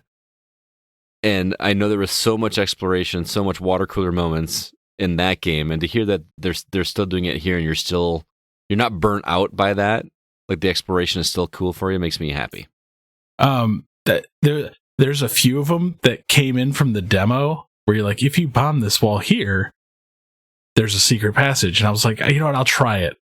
Because you play the demo, there's like a few things that you'll recognize. Mm-hmm. But then there's a lot of things that were just in the demo only. So just going through, like the first dungeon that you play in the demo is in the game. Gotcha. So I rolled through that, had a blast with that. I am legitimately surprised at how big this game is. Like the map is actually fairly big. It takes you a while to move from one side. It feels like the original Legend of Zelda. Like just the map is a lot bigger than you think it is. Mm-hmm. I'm absolutely adoring the find the instruction manual as you go, because you'll find the pages for the instruction manual, and even though you can't read it, you'll be able to piece together some information like what you're supposed to do next. Just by looking at the pictures? Looking at the pictures, or like I was stuck for a little bit when I was playing through this game, and I found a page, and as I'm flipping through, I looked at one of the pictures and I'm like, hey, that looks familiar. And I went back to an area that I had been in before where I thought I did everything, and I did the thing in the picture, and the environment reacted, opened up a whole new area. I'm loving how this game is crafted together, and especially with the fact that it's made by one guy. Like, One guy made this entire game? Yeah, one guy made this entire game. That's nuts. That's part of what took so long. And it's just such a fun breath of fresh air that has such a nostalgic, like, retro feel to it. Like, I'm absolutely adoring this game. One of the things that's pissing me off, though, is this game is getting review bombed for the stupidest thing possible. What's that? People are like, oh my god, this is a Zelda clone. And I'm like, the dude openly said, like, his biggest inspiration was Zelda. You know, you'll probably just be a lot happier, CV, if you ignore stuff like that. But it makes me mad the fact that it's, like, one guy put his heart and soul into this game. Nobody, and it's so good, and people are like, we're just going to poop on it to poop on it. There's not a single person that takes audience scores seriously. I know, but it's just...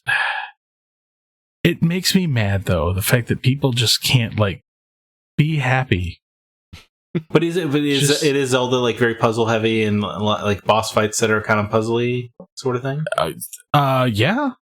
Really? You'll unlock, like, areas where you have to then go to a completely different area and do some puzzles and fight a boss to get, like, a key to go back to this area.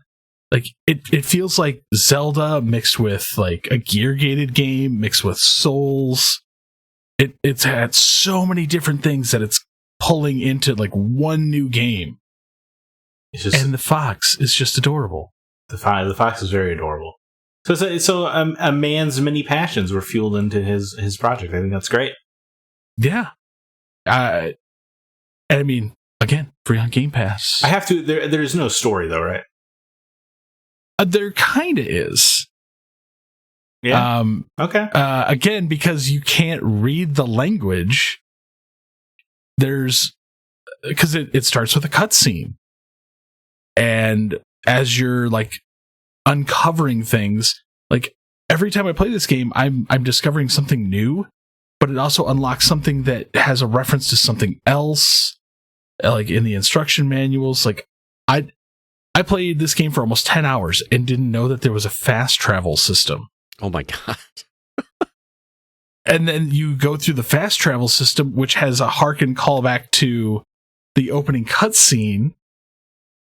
And I'm like, whoa, like, how... there's so many things going on, and I'm trying to unravel, like, this mystery of, like, why this fox is doing this. Mm-hmm.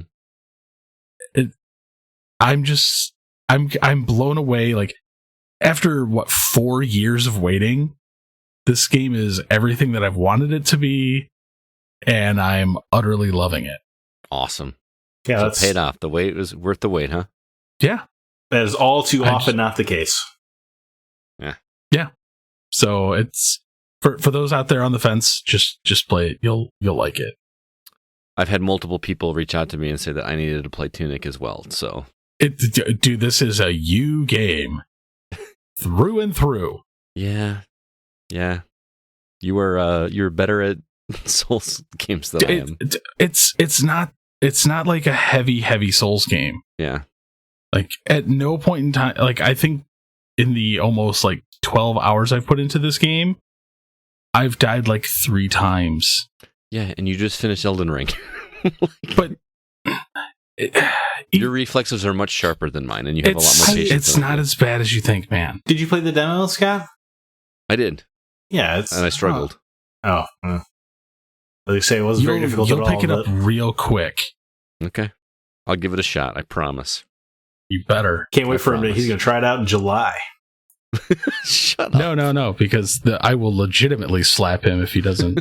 I will go full on Will Hey, Smith on you. July still this year. Yeah. All right, well, moving on. Before we get to our topic, I want to welcome a couple new Facebook members to our community, Matt Barch and Sylvia Spears. Welcome to the Facebook community. If you'd like to join that community, head over to facebook.com/groups/the GoCast. Also, we have a new member over on Discord that goes by the name of Crazy Eyes. So welcome to the community. I get How I Met Your Mother vibes whenever I hear that. I get if you'd like to join the Discord, vibes. What's that? I get Orange is the New Black vibes. Oh, that too. If you'd like to join the Discord community, there is a link for it in the show notes of this episode. Also, drop us a review on whatever platform you've got. We do appreciate it. And lastly, our website, thegamingoutsider.com. You can find all of our episodes and all of our written content. It includes lots of reviews that we released this week. Joel's written review of Dying Light Platinum Edition on Switch is available if you want to check that out. Kevin reviewed a real-time strategy game called Warno, and that review's on the site. Sean also reviewed Gravity Chase, which is like a budget title Wipeout clone. You want to check that out. My review of Horizon Forbidden West is on the site, as well as my review of, yes, Vampire Survivors. I couldn't help it. I love that game, guys. You got to check it out. $3. That's all I'm saying. And then I also wrote a review for the Indiana Jones The Pinball Adventure table on Pinball FX. And Zach's review of Elden Ring is up as well. And Alyssa's review of Maglum Lord. So there's lots for you to check out and read on the site. Again, the website is thegamingoutsider.com. And with that, we're going to jump into our weekly topic.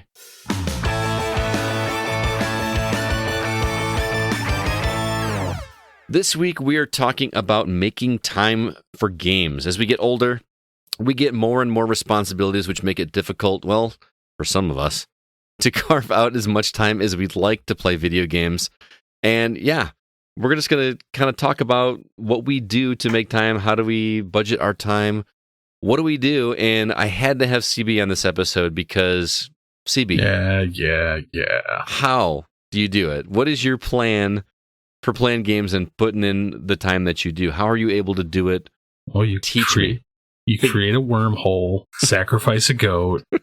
I think the number one tip CB has for us is child abandonment.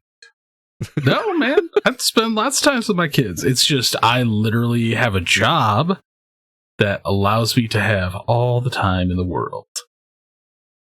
So you're taking your PS5 to work? Or your Xbox to work? Yeah. Oh, okay. That explains a little bit then. Well, I only work 2 days a week. For the listeners out there, I work 2 days a week, but I work 24-hour shifts as a paramedic on an ambulance. Mm-hmm. And so a lot of that time is spent at the house, at the station. So I have lots of time at the station. But again, 7 days in a week, I work 2. So I have 5 days where I don't have anything to do, and my kids go to school. I hope Rockford gets more shootings. Wow. Just to keep CB busy.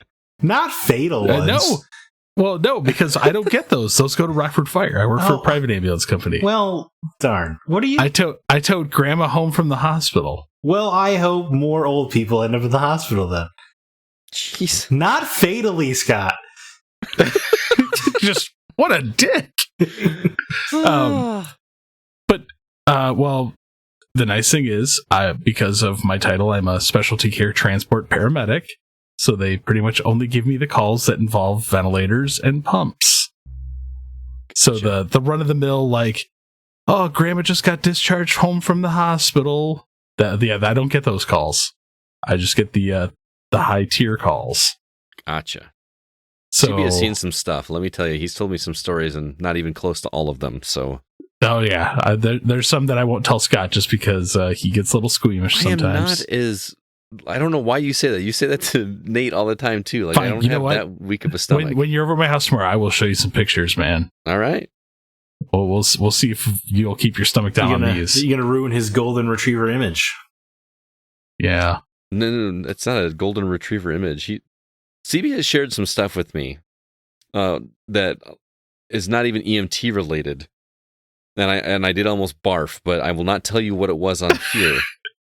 But still hungry for those chili dogs, Scott? Oh my god, that is the worst thing I've ever seen. But when it comes to like body and blood and vomit's one thing, but don't faze me, not one. Well, it'd be kind of hard to do your job if it did. Yeah. But believe it or not, there's a lot of people in the medical field who don't like poo or pee or vomit. Yeah, I think it'd be tough to deal with poo. I mean, there's specifically a coworker that I have that, like, if you've got a little congestion and you make a little hork noise, it's just auto vomit for her. That's crazy. But, so your plan is basically, or your suggestion is to get a job that lets you work 24-hour shifts where you're allowed to take your PlayStation and Xbox to work with you. If you can. But the other thing is, like, if you have a job that allows you a lot of downtime, things like the Xbox, like the xCloud streaming service, is awesome. I mean, if it's literally like, I look at my days and I know, like, I have like this time where there's nothing slated in my schedule. Like, and again, because my schedule, like, I literally know what my schedule is going to be a year from now for work. So I have the ability to sit here and be like, okay, kids are at school from this time to this time. I have nothing going on. Wife's at work. Free time. It's wonderful. I was going to say, we all hate you right now. Hey, man. All because I originally wanted to go to school to become a teacher. I wanted to teach history. You'd have to be an idiot to be a teacher. I know, right? Yeah. Well, and that's the thing is, like, everyone talks about, teachers get June, July, and August, and summer. How much video games did I play last summer, Chris? It's barely any. Well, it depends. It depends on how you decide to arrange your life. That's what I'm gonna try to arrange things differently this summer, because it's the guilt factor is definitely a thing for me. Like, if I were in your position, Steven, I'm not knocking you for what you do, but if I were in your position, I would feel so guilty, playing even at home, even when your wife and kids are not there. Like, I feel like there's an expectation for me to accomplish something other than and this also sounds kind of weird, but also the fact that I have really bad ADHD, but I've learned how to kind of hone it to be able to do things like, dude, you saw what I did last week. I completely emptied out a garage, painted a house, repaired windows on the house that I'm selling, worked 48 hours that week, and still had time to put in 40 hours of the games, and had dinner every night with the kids, played with the kids, like at least a couple hours every day. Like, so don't sleep is your suggestion. So, and that's part of the other thing that I have is I'm kind of part of what's medically known as the sleepless elite. Like, I function on 4 to 5 hours of sleep a night. And I've been doing that for as long as I can remember. Like, I don't sleep long. I go to bed at midnight and I get up at 5 in the morning. I can do that a couple days, but there's no way I could do that like every night. Every day. You get used to it. Nuts. Crazy. All right, Zach, I want to hear what you do, because I know you are able to carve out more time than I do too. What tips can you give me? Well, I think a great piece of advice for the past month or so is don't have a job. You could tear through some games, get platinum trophies, play some PS2 classic. You just really have the time of your life. Your finances will drain and you'll have cold sweat panics in the middle of the day where you have to go take a shower to calm yourself, but that's fine. Get to beat Elden Ring. All right. Real answer, I don't think I have good advice because, if you're trying to cultivate, you have a partner or people in your life that you want to spend time with, and then, you have a job full time, and, for me, I'm public transit a lot of the time, so, it is hard to find the game time you want. The reason I might have more than you, Scott, is that, the past few years, I just pretty much don't watch TV shows, or I do it at such a glacial pace, or I've really slowed down on my reading lately as well to try to make more time for games. Because honestly, I was trying to do all of it, especially the past couple of years, read and watch old shows and stuff like that. But I just kept kind of getting sad at how little I was playing video games. So I kind of had to weigh one hobby against the other. I've been watching Reacher since it dropped, but I'm watching one episode a week.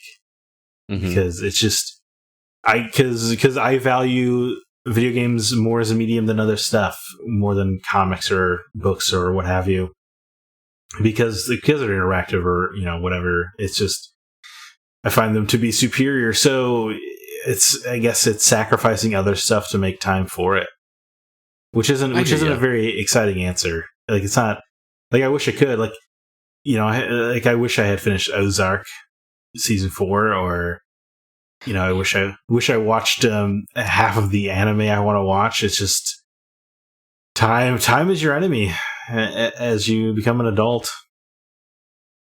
It's frustrating because the older I get, I feel like I just don't have time during the week to play games anymore, because by the time I only work till 2:45 is when I can contractually leave school.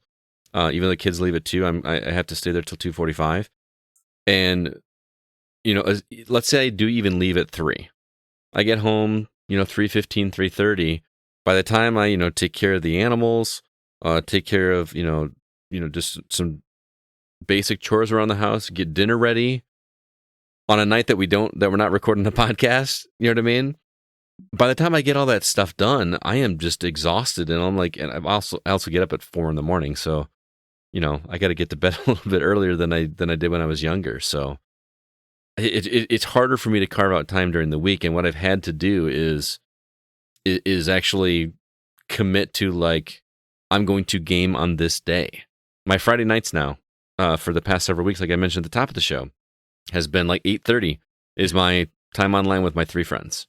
That just happens without fail, and I'm lucky to have a group of friends that are consistent and are doing that every week, and we've committed to it and we're doing it. That I'm lucky in that regard. But then I also find that if I haven't tried to do that with my own time, all right, tonight's gonna be a night I do it. I find that I play games when I'm not consumed with other things that I'm doing. I've got this weird guilt factor, if you haven't figured it out already, where when I come home, in my head I'm I should probably get some other things accomplished before I sit down and do what I enjoy, and I struggle with that. I've actually been talking to my therapist about that whole guilt thing. So tell me, Scott, why don't you think you deserve joy? It's not that I don't think I deserve joy, it's just that I always... Part of the reason I actually started this podcast 6 years ago or whatever was I needed something to... This is going to sound really weird. I needed justification for the time I was putting into games, because I love playing games so much, and I get tired of everybody saying, "Oh, you're just wasting all this time on games." And in my head, if I had a podcast and I was talking about it, I had an excuse to be playing the games. Well, I need to have games to talk about on the show. So, that was me forcing myself into playing games as much as I wanted to and feeling less guilty about it. Right? And now that I'm here, all the work that it takes to do this podcast is actually cutting into that said game time. It's having the opposite effect because of how involved I've self-imposed myself to be with this thing. You know what I mean? I came home tonight and published a couple reviews and, sent off them to the publishers. So you had and then you had to make video gaming productive in order to feel justified in it. And yes. Yeah. Yeah. Oh, I mean, he lives that checklisty life. I mean, that's why achievements were a thing, right? I keep talking about writing an editorial on achievements and how it's ruined it, because there's multiple times I actually struggled to finish Max Payne because there weren't any achievements. I was like, I'm not getting this is accomplishing nothing except for a Patreon episode. You know what I mean? There's something in my brain. No, I get it with trophies. I'm looking up, I'm like, I will refuse to start this game until I find out where all the missable trophies are. Yeah. So I get you. I have a for Final Fantasy X that I play right now. I have a thing listed out of where to find all these certain items or whatever. Because I'm like, if I miss one, I'm gonna flip out. Right. Because I want the trophy for getting them all. But it's so stupid to feel accomplished for something like an achievement or a trophy. It's not stupid. I'm not calling you stupid. That's not what I'm saying. I was going with you. I agree. There's something in your head, or I would love to play Kirby, but I'm like, well, if you're playing a game on PlayStation, you get some more trophies, right? So yeah. I get you, man. It's a mind game they threw on us. It really is, and it's working. Yeah, fortunately, it's working, which is weird. You'd think it would have the opposite effect, because if it really was working in terms of making us want to be completionists, we would spend more time on that game instead of purchasing the next one. You know what I mean? Yeah. Mm-hmm. Achievements almost feel like an excuse to not buy your next game. Well, I haven't finished this one yet. No, I'm saying it hasn't worked because we still buy these new games. You would think that's what it would do, and it didn't. When I was a kid, that's what it would have done, right? Because we didn't have disposable income, and we had plenty of time. Now that we're getting older, it's the other way around. So we would have got all those achievements. Right, I would move on from a game until I platinumed it. Yeah, exactly. I don't have that luxury now. Now I'm lucky if I beat a game before I move on. No, I swear, Scott, I'm gonna spend the rest of this year beating that. I feel guilty out of you. I don't know how. I'm gonna duct tape you to that couch and just be like, "You are gonna play games, sir." Scott's living his life on the edge, as though every day off he's expecting a chore list in life. You know what I mean?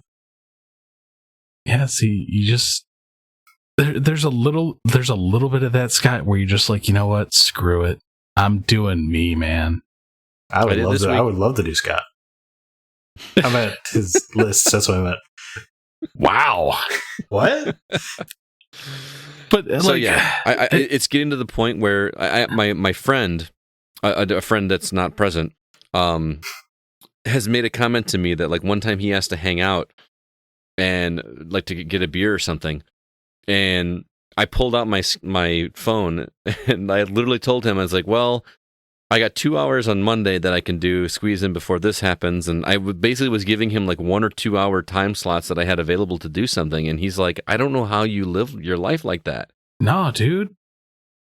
I mean, I do, man. I am very schedule oriented, so I just need to start putting spontaneity.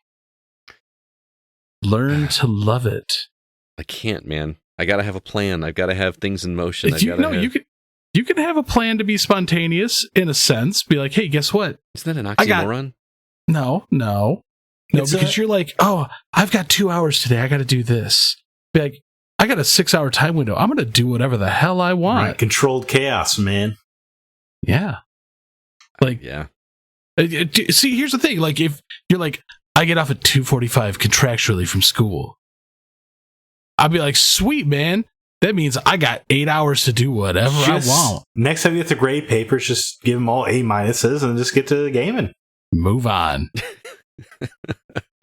Rubber stamp it all. Just tink, tink, tink, tink, tink. Y'all good. Difficult. I just need to set aside time to stop planning. Just do. You can understand if I do that and I just do, I'm going to spontaneously go get some other stuff done. I'm going to go fix my fence. I'm going to go mow the yard. I'm going to go to the gym. I'm legitimately going to buy a shock collar and just sit next to you one day. And just every time I'm like, game, Scott, now. And you're like, no, I got to mow the lawn. Zap. That's what you're going to get. And then I'm going to just sit here. I'm going I'm going to tattoo on my palm. This is incoming for you, Scott. You're not going to slap me. So yeah, I don't really have an answer. I am, like I said, my only way that I'm able to do it is, well, Saturday is my day. Saturday morning, I wake up. It's like my every weekend thing. I wake up, I make a cup of coffee, and I come down, and I just start playing games as soon as I wake up. That's like my me time, before I start doing chores in the afternoon. And then Friday night. So Friday night and Saturday morning are like my two times that I've just been making regular. I just need to start doing that more during the week as well. I mean, I've got podcasts on Monday. I've got D&D on Thursday. Every other Thursday. Every other Thursday. If I've got anything else, like if I meet with my, there's something that always comes up. Meet with my financial advisor. I've got we just had our kitchen done, so that put a whole dent in everything for a long time. There's just something that always comes up, and I find myself so envious of people that are working full-time jobs, have kids, and not working like a paramedic shift like you are, CB, that are working 8 to 5s, have kids, and are still putting in 80, 90, 100 hours into Elden Ring. I don't know how you physically do that. Push things off. I'm just very, very jealous. And unfortunately, what I've been doing is pushing games off. Well, maybe some of the listeners will have some advice for you. Maybe? Yeah. Let's find out. Let's start with Facebook. Bill Gardner wrote in and said, take it out of your sleep time, of course, like CB. As long as you have a healthy relationship with your significant other and nothing going on to take an hour or two for yourself. As long as I cleaned up a bit or did stuff around the house, my wife doesn't give me any crap for playing a game. You just have to be okay turning your game off if something more important comes up. I'll also pull out the Switch occasionally when sitting with my wife while she's watching a show I don't care to pay close attention to. You just got to make time for yourself sometimes. And Calvin Meyer also wrote in and said, don't sleep. Which the superior advice. Yeah, I just can't do it anymore, man. I really can't do it anymore. More caffeine. Yeah. CB, why don't you take the next one? All right, Noe Bushman. That's a tough one for me. Picked up more hours at work as we opened a new store, so I make sure to actually request certain days off. I'm willing to work a ton of hours. Just give me the days that I ask for. So that's my advice. Actually, take the time to make time for yourselves and others. Yeah, see, man, just take a day off. I did always just do it. Requesting off for a big new game you're excited for is always exciting. I did that for God of War, like the recent God of War, and then there was no sub for my class. They had nobody to cover my class, so it was going to be like this big deal. So I just went to work. But see, like right there. That's not a you problem. That's a them problem. Yeah, that is a them problem. Like all because they don't hire the people. Like right now, like we're short staffed. If I take a day off, there ain't no paramedic on my shift. That's their problem, not my problem. Yeah. Well, that's the thing. I have a real hard time calling them. They always try to guilt you into taking this shift or whatever. But you know what? It always gets figured out if you don't show up. Yeah. Guess what? World didn't stop. They're not going to let 20 kids sit unattended. No, 28. 28, whatever. Yeah. Guess. Again, not a you problem. You took the day off. It's yours.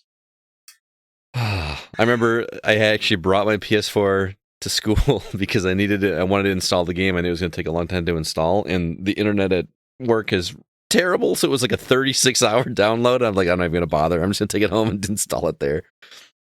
So, well, Chris C. Flores writes in, since Scott Clark, Joe Solinsky, CJ Moore, and I started playing games on Friday nights, it's been amazing because now I have something to look forward to at the end of the week once the kids have gone to bed or are doing their own thing. Then my boyfriend and I play together on weekends, and sometimes during the week we'll get a chance to play together. We mostly play co-op, but we'll also play our own games separately, but together, if that makes sense. Having other people play with helps motivate me to keep playing because I get so distracted or tired, then I just won't make the time. Chrissy is hilarious to play with because it'll be like midnight, 1 o'clock, and she'll be like, can I go sleep now? No. No sleep. Yeah. Pretty funny. Yeah, he said no. Also, her boyfriend, Chase, is the reason that she can't play Tiny Tina with us. That seemed like the next evolution or the next logical game for us to play after Borderlands because the formula just works and I love the game. But she's like, she promised Chase that she would play Tiny Tina's with her, so we did not play Tiny Tina's. We instead played The Ascent and hated every minute of it. Sea of Thieves, and so Chase called dibs on Christina. Pretty much on that one. So yeah, I do want to check it out. Everyone says it's pretty cool, but all right, moving on to Discord. Alan Sheck says, I think none of my other obligations became a huge hindrance to gaming until I had kids. Worth it, but true nonetheless. I used to keep my gaming PC at work because my lunch hour was really the most time I'd get for gaming. I used to play games on my phone while holding them to sleep. With my first, it was PUBG Mobile. I even had a solo game once. I even won a solo game once. With my second, it was San Andreas Mobile, and I beat the game. Now that my kids are a little older, I've got a couple of kid-friendly games they enjoy, so I'll play those with them. And there are some they like to watch me play. I'm also still the earliest riser in the house on Saturdays and usually get a couple hours in there. It's like my body knows I can get gaming time and I literally can't sleep past 6 no matter how hard I try. I'm actually the same way. I have a very difficult time sleeping past till 6. Yes, I learned that when we travel together. You're up and at 'em, man. Yeah. I'm the same way. Nope, So, I'll sleep in forever if I don't have an alarm set. nah. Too many things to do. Not enough time. I just can't do it. I wish I could. I've gotten to the point where I really want my 8 hours. I get a good second win if I stay up late. So that's usually where I make up the difference there. Yeah. Oh, it's all about wait till you find that third wind. See, my problem is though where he says I'm also the earliest riser in the house on Saturdays and usually get a couple hours in there. That's my problem when I'm trying to make gaming time for myself. When I know I have a clock that I have a time I can play to until this clock runs out, I cannot enjoy myself. Dude, I'm actually with you. I'm with you. Yeah? Like if I know, like if I had to work, in 2 hours or whatever, like I'm thinking about that the whole time I'm playing the game. Exactly. Like I can't get sucked into it. It sucks. And it would just be this constant dread weighing over me that like this impending not fun thing is coming. So it's very difficult for me to enjoy the thing now. I only really thoroughly enjoy a game when I quit playing when I feel like I'm done playing, instead of having to quit because of some other obligation. Ah, man, that's why I love Quick Resume. I can't get immersed in the game world when I know there's a clock, like a real world clock counting against me. That's how I feel too. Because then like, am I going through this? Like, am I rushing this section? Am I not really? Yeah, or I'll do like absorbing it. Oh, I did a side quest that took up almost all the time. Yeah, Yeah. I hate that. That's why I struggle with those. Like, I'll just get an hour here at lunch. I can't play games on a lunch break. There's just no way. See, for me, it's not so like I don't mind a clock. Like you'd be like, I got 2 hours, cool. I've got 57% of this game done. If I can hit another %, awesome. I mean, I wish I had that mentality. That's a healthier way of looking at it. Yeah, because I'm not like I'm not fighting a clock. I'm fighting to like, ooh, can I even just get some content in? Right. Well, that's all about perspective. That's how you got to look at it. Okay, tell me to stop. Okay, so positive about this. Get out of here. Hey, I'm smiles for miles, man. I can tell. All right, Brandon Lloyd. It's actually very hard. I have a wife and 3 kids. 2 and sorry, man. And Sunday is my day to play more than 2 hours in a row, and I constantly feel like I'm ignoring them. It's tough. I'm tired when they're sleeping, too. I will try to take the baby at some point on Sunday because my game room is dark, and she'll watch me play and pass out for 2 to 4 hours. See, I've got a wife, 2 kids, and all that joy. My younger one, Jameson, he'll actually come sit on my lap and just watch me play. Yeah. And sometimes he then thinks that he's the character, so he'll be running around the room and just acting crazy. Dude, I will tell you right now, watching a 5-year-old think that he's in the Elden Ring world is hilarious. Does he get freaked out by any of that stuff? Because some of that stuff is scary, man. Nah, man. The finger spiders? Yeah, those finger spiders are crazy, man. But no, it's funny because he's got a little foam sword, and he rolls around in my living room. And he'll attack the couch. And I'm sitting here, I'm like, Oh man, this is actually kind of funny. And I'll pause the game. Mhm. Well, kind of pause the game. I'll fast travel to like a Grace site and sit down and just watch Jameson for like 5 to 10 minutes as he's doing this, because it's all about incorporating that time. Mhm. Like, yes, it's me gaming time, but my kid's doing something hilarious that I want to see. Right. You know what? Everyone with kids, you're doing a great job. Let me know I don't want no kids. I don't know. Like, with as busy as I am, if I were to throw that in there, I can't imagine. Dude, you have your own version of kids, Scott. Yeah, I know. 28 It's of called them. my job. No, like your harem of cats. Oh yeah, that's true. Good Lord. 6 of them for those that might be So listening. I said to a the harem. Yeah, a full litter. Kevin Honigford writes in, this is a great question. Like Alan, I'm the earliest awake on weekends, so I get a few hours in each Saturday and Sunday morning. Beyond that, it's kind of a crapshoot for the most part. Thankfully, I have a great woman for a wife who is understanding, at least for the most part, that I need some me time sometimes. I also have kids that love to play games, so I'm constantly playing with them when Jackie needs her time with a book or TV show. It's a very careful balancing act, though, because my gaming addiction has caused rifts between my family and myself in the past. See World of Warcraft. I'm always cautiously aware of my time spent on consoles or PC versus my time with my wife and where boundaries are regarding my hobbies. Yeah. Yeah. Man.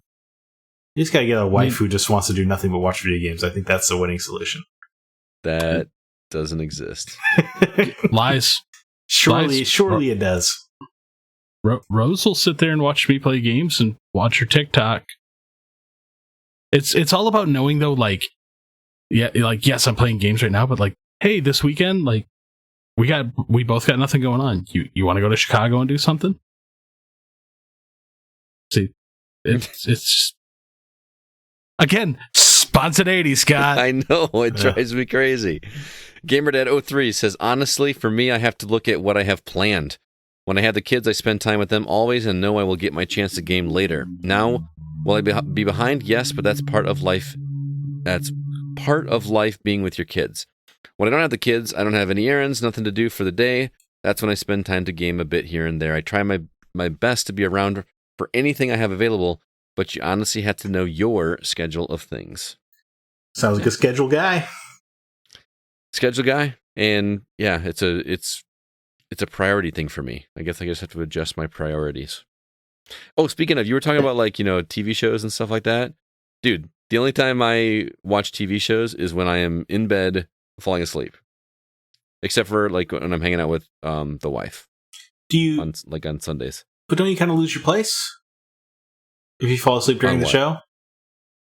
Yeah, I've started working on it, and I've developed a system, and okay. Yeah. But then I wind up just watching something like a comfort food show or something anyway, instead of something new. So it's not like I'm catching up on anything. It's just more or less my bedtime story to put me to sleep. Scott's bedtime stories. Hey, it's what it is, man. I can't just go to bed and just sit there, and I have to have something stimulating my brain. It doesn't make any sense. But all right, David Newman. This is a very dependent on my schedule, which is so sporadic because of school. Sometimes my weeks are so relaxed I can play quite a bit. Sometimes I'm so busy, like right now, that I barely have time at all. It's also dependent on my wife, whose schedule is also sporadic due to being in school. Man, it's a lot of school. When she's not having to do any work, I try to spend time with her because we don't get a lot of opportunities. But if she's working on something and I've got nothing going on, that's the time I put into games. The only time I pretty much always play games is Tuesday nights with my buddies, playing whatever we've got. Recently been Battlefront 2. Look forward to that every week. Nice. So yeah, just carve out time, man. I'm trying. Do it. Mark Zemansky writes in, I usually get 2 hours each on Saturday and Sunday mornings. I like games on the Switch because I can play games on that system while I'm, sitting there. I also bring the Switch with me to work because it gives me an extra 30 minutes or so of my lunch. Otherwise, I play when I can, but most week it's just a few hours on Saturday and Sunday mornings. Yep. That's hard. Same here. Again, 30 minutes a game just seems like a lost cause to me. Like, Unless I'm playing like a run-based game, like, Rogue Legacy or something. Do a run like of that. Hades on your lunch break. Yeah. Drew Ross, last comment, says, with a family, full-time job, and working weekends sometimes, I just try to play a couple nights a week and whenever I have time on the weekends. That's me, guys. That's me. He goes on to say, my gaming time has gone way down in recent years. Yeah, I will agree with that. So that was a fun topic, guys. Thank you so much to everybody that wrote in with responses, and thanks to Zack and CB. That was a fun topic. Stay tuned next week to see what we're going to talk about. I'm looking forward to it already, but that is going to do it for this episode of The Gaming Outsider. Thank you, everybody, for listening. Really appreciate it. And Zack, before we get out of here, do you have any parting words or recommendations for the listeners? Yeah, I guess I am watching Reacher on Amazon Prime, and it's awesome. And I've heard. You guys, it's like kind of cheesy in the good way. Do you know what I mean? Like it has things like, lawyers looking at Reacher. He's like, I could end your life with one phone call. So Reacher says, and I could end your life with one phone. That's those sort of cheesy lines. It's pretty awesome. I'm way into it. No bringing marshmallows to the fire or anything like that. Yeah, that caliber of stuff. But I really like it. It's a good mystery, and I like the way Reacher talks to people. It is hilarious going from the movies to the show, though, because Tom Cruise is very different than Alan Richardson. But they're both good. They're both good stuff. I like the show, though. Nice. And if you'd like to hear him interviewed, actually, a friend of the show, Aaron Peterson, got a chance to interview him on The Hollywood Outsider. So check out their podcast. It was several weeks ago, but you could easily Google it up. So yeah. CB, how about you? Well, I guess it's kind of early to be announcing this, but end of April, I will be at the Midwest Gaming Classic. All right. I'm excited. So any listeners in the Midwest that want to meet up, hang out, I will be there for that weekend. I can't imagine I won't be there. Oh, you'll be there. I'll be there. Yeah. Kind of have to go. Yeah, as for me, I watched something last night for the first time ever. I lost a bet with my co-host of the Packers Fan podcast this past season. We do a weekly pick'em, for guess the score of the game for that weekend. And then the loser has to do, we had a wager set up. And my wager was that I had to watch 2 episodes of Doctor Who, which I've never watched before. Ugh. I kind of had that reaction with you. I'm willing to tell you the episode that I watched last night, which is apparently the most famous or, best known, highly recommended episode, is an episode of Doctor Who called Blink, which is season 3, episode 10. I had never watched it before. I watched it last night. It was fantastic. CB, I know you made that noise when I said Doctor Who. HBO Go, watch 1 episode. It's 50 minutes long. It is so good. Zack, you've seen it? Yep. It's great. I was shocked at how much I liked that. Yeah. I don't know if it's enough to make me want to go back and watch the show from the beginning, but it was outstanding. I'm not entirely against it. I've tried. I've had people give me episode recommendations. I've watched them. I have no desire. Man, so that's fine. They're really, really cool writing with the DVDs and the transcript and all that stuff. And it was basically a horror episode. They did a really clever take on horror with that I just thought was so clever. Really liked it. It makes me want to go check out that. Remember the game that Alyssa reviewed for us? The Doctor Who cell phone game that's based on. It's based on the the weeping statues. Is that what they're called? Weeping Angels. Weeping Angels. Thank you. It makes me want to go check out that game now, just because it's based on that, and I thought it was a really cool concept. So that was really If you've never watched Doctor Who, and you're a hater like CB is, just try this 1 episode. I have watched Doctor Who episodes. I am not an uneducated heathen, sir. Well, the nice thing with this episode is that you don't have to even know anything about Doctor Who. I know it sounds weird to give a random season 3, episode 10 recommendation, but you really don't have to know anything. All you have to know is that Doctor Who is a time traveler, and you'll be fine. That's really all you have to know. It's like it works almost as a standalone episode. So really enjoyed it. I'm in the middle of watching the Van Gogh episode, which is the other one that I have to watch, but I have not finished that one yet. So All right. Well, that's it. Thanks, everybody, so much for listening. The Gaming Outsider is produced by Nate Lucas, and all the music you hear is written and performed by Grant Henry of Stemmage and Metroid Metal. His website is stemmagemusic.com. Please be sure to email us if you have any questions or concerns. Our address is feedback@thegamingoutsider.com. Until next week, I'm Scott Clark with Zack Parkerson and Chris Behrensmeyer, and we are The Gaming Outsider. And remember, there's no such thing as a bad game, just games that aren't for you.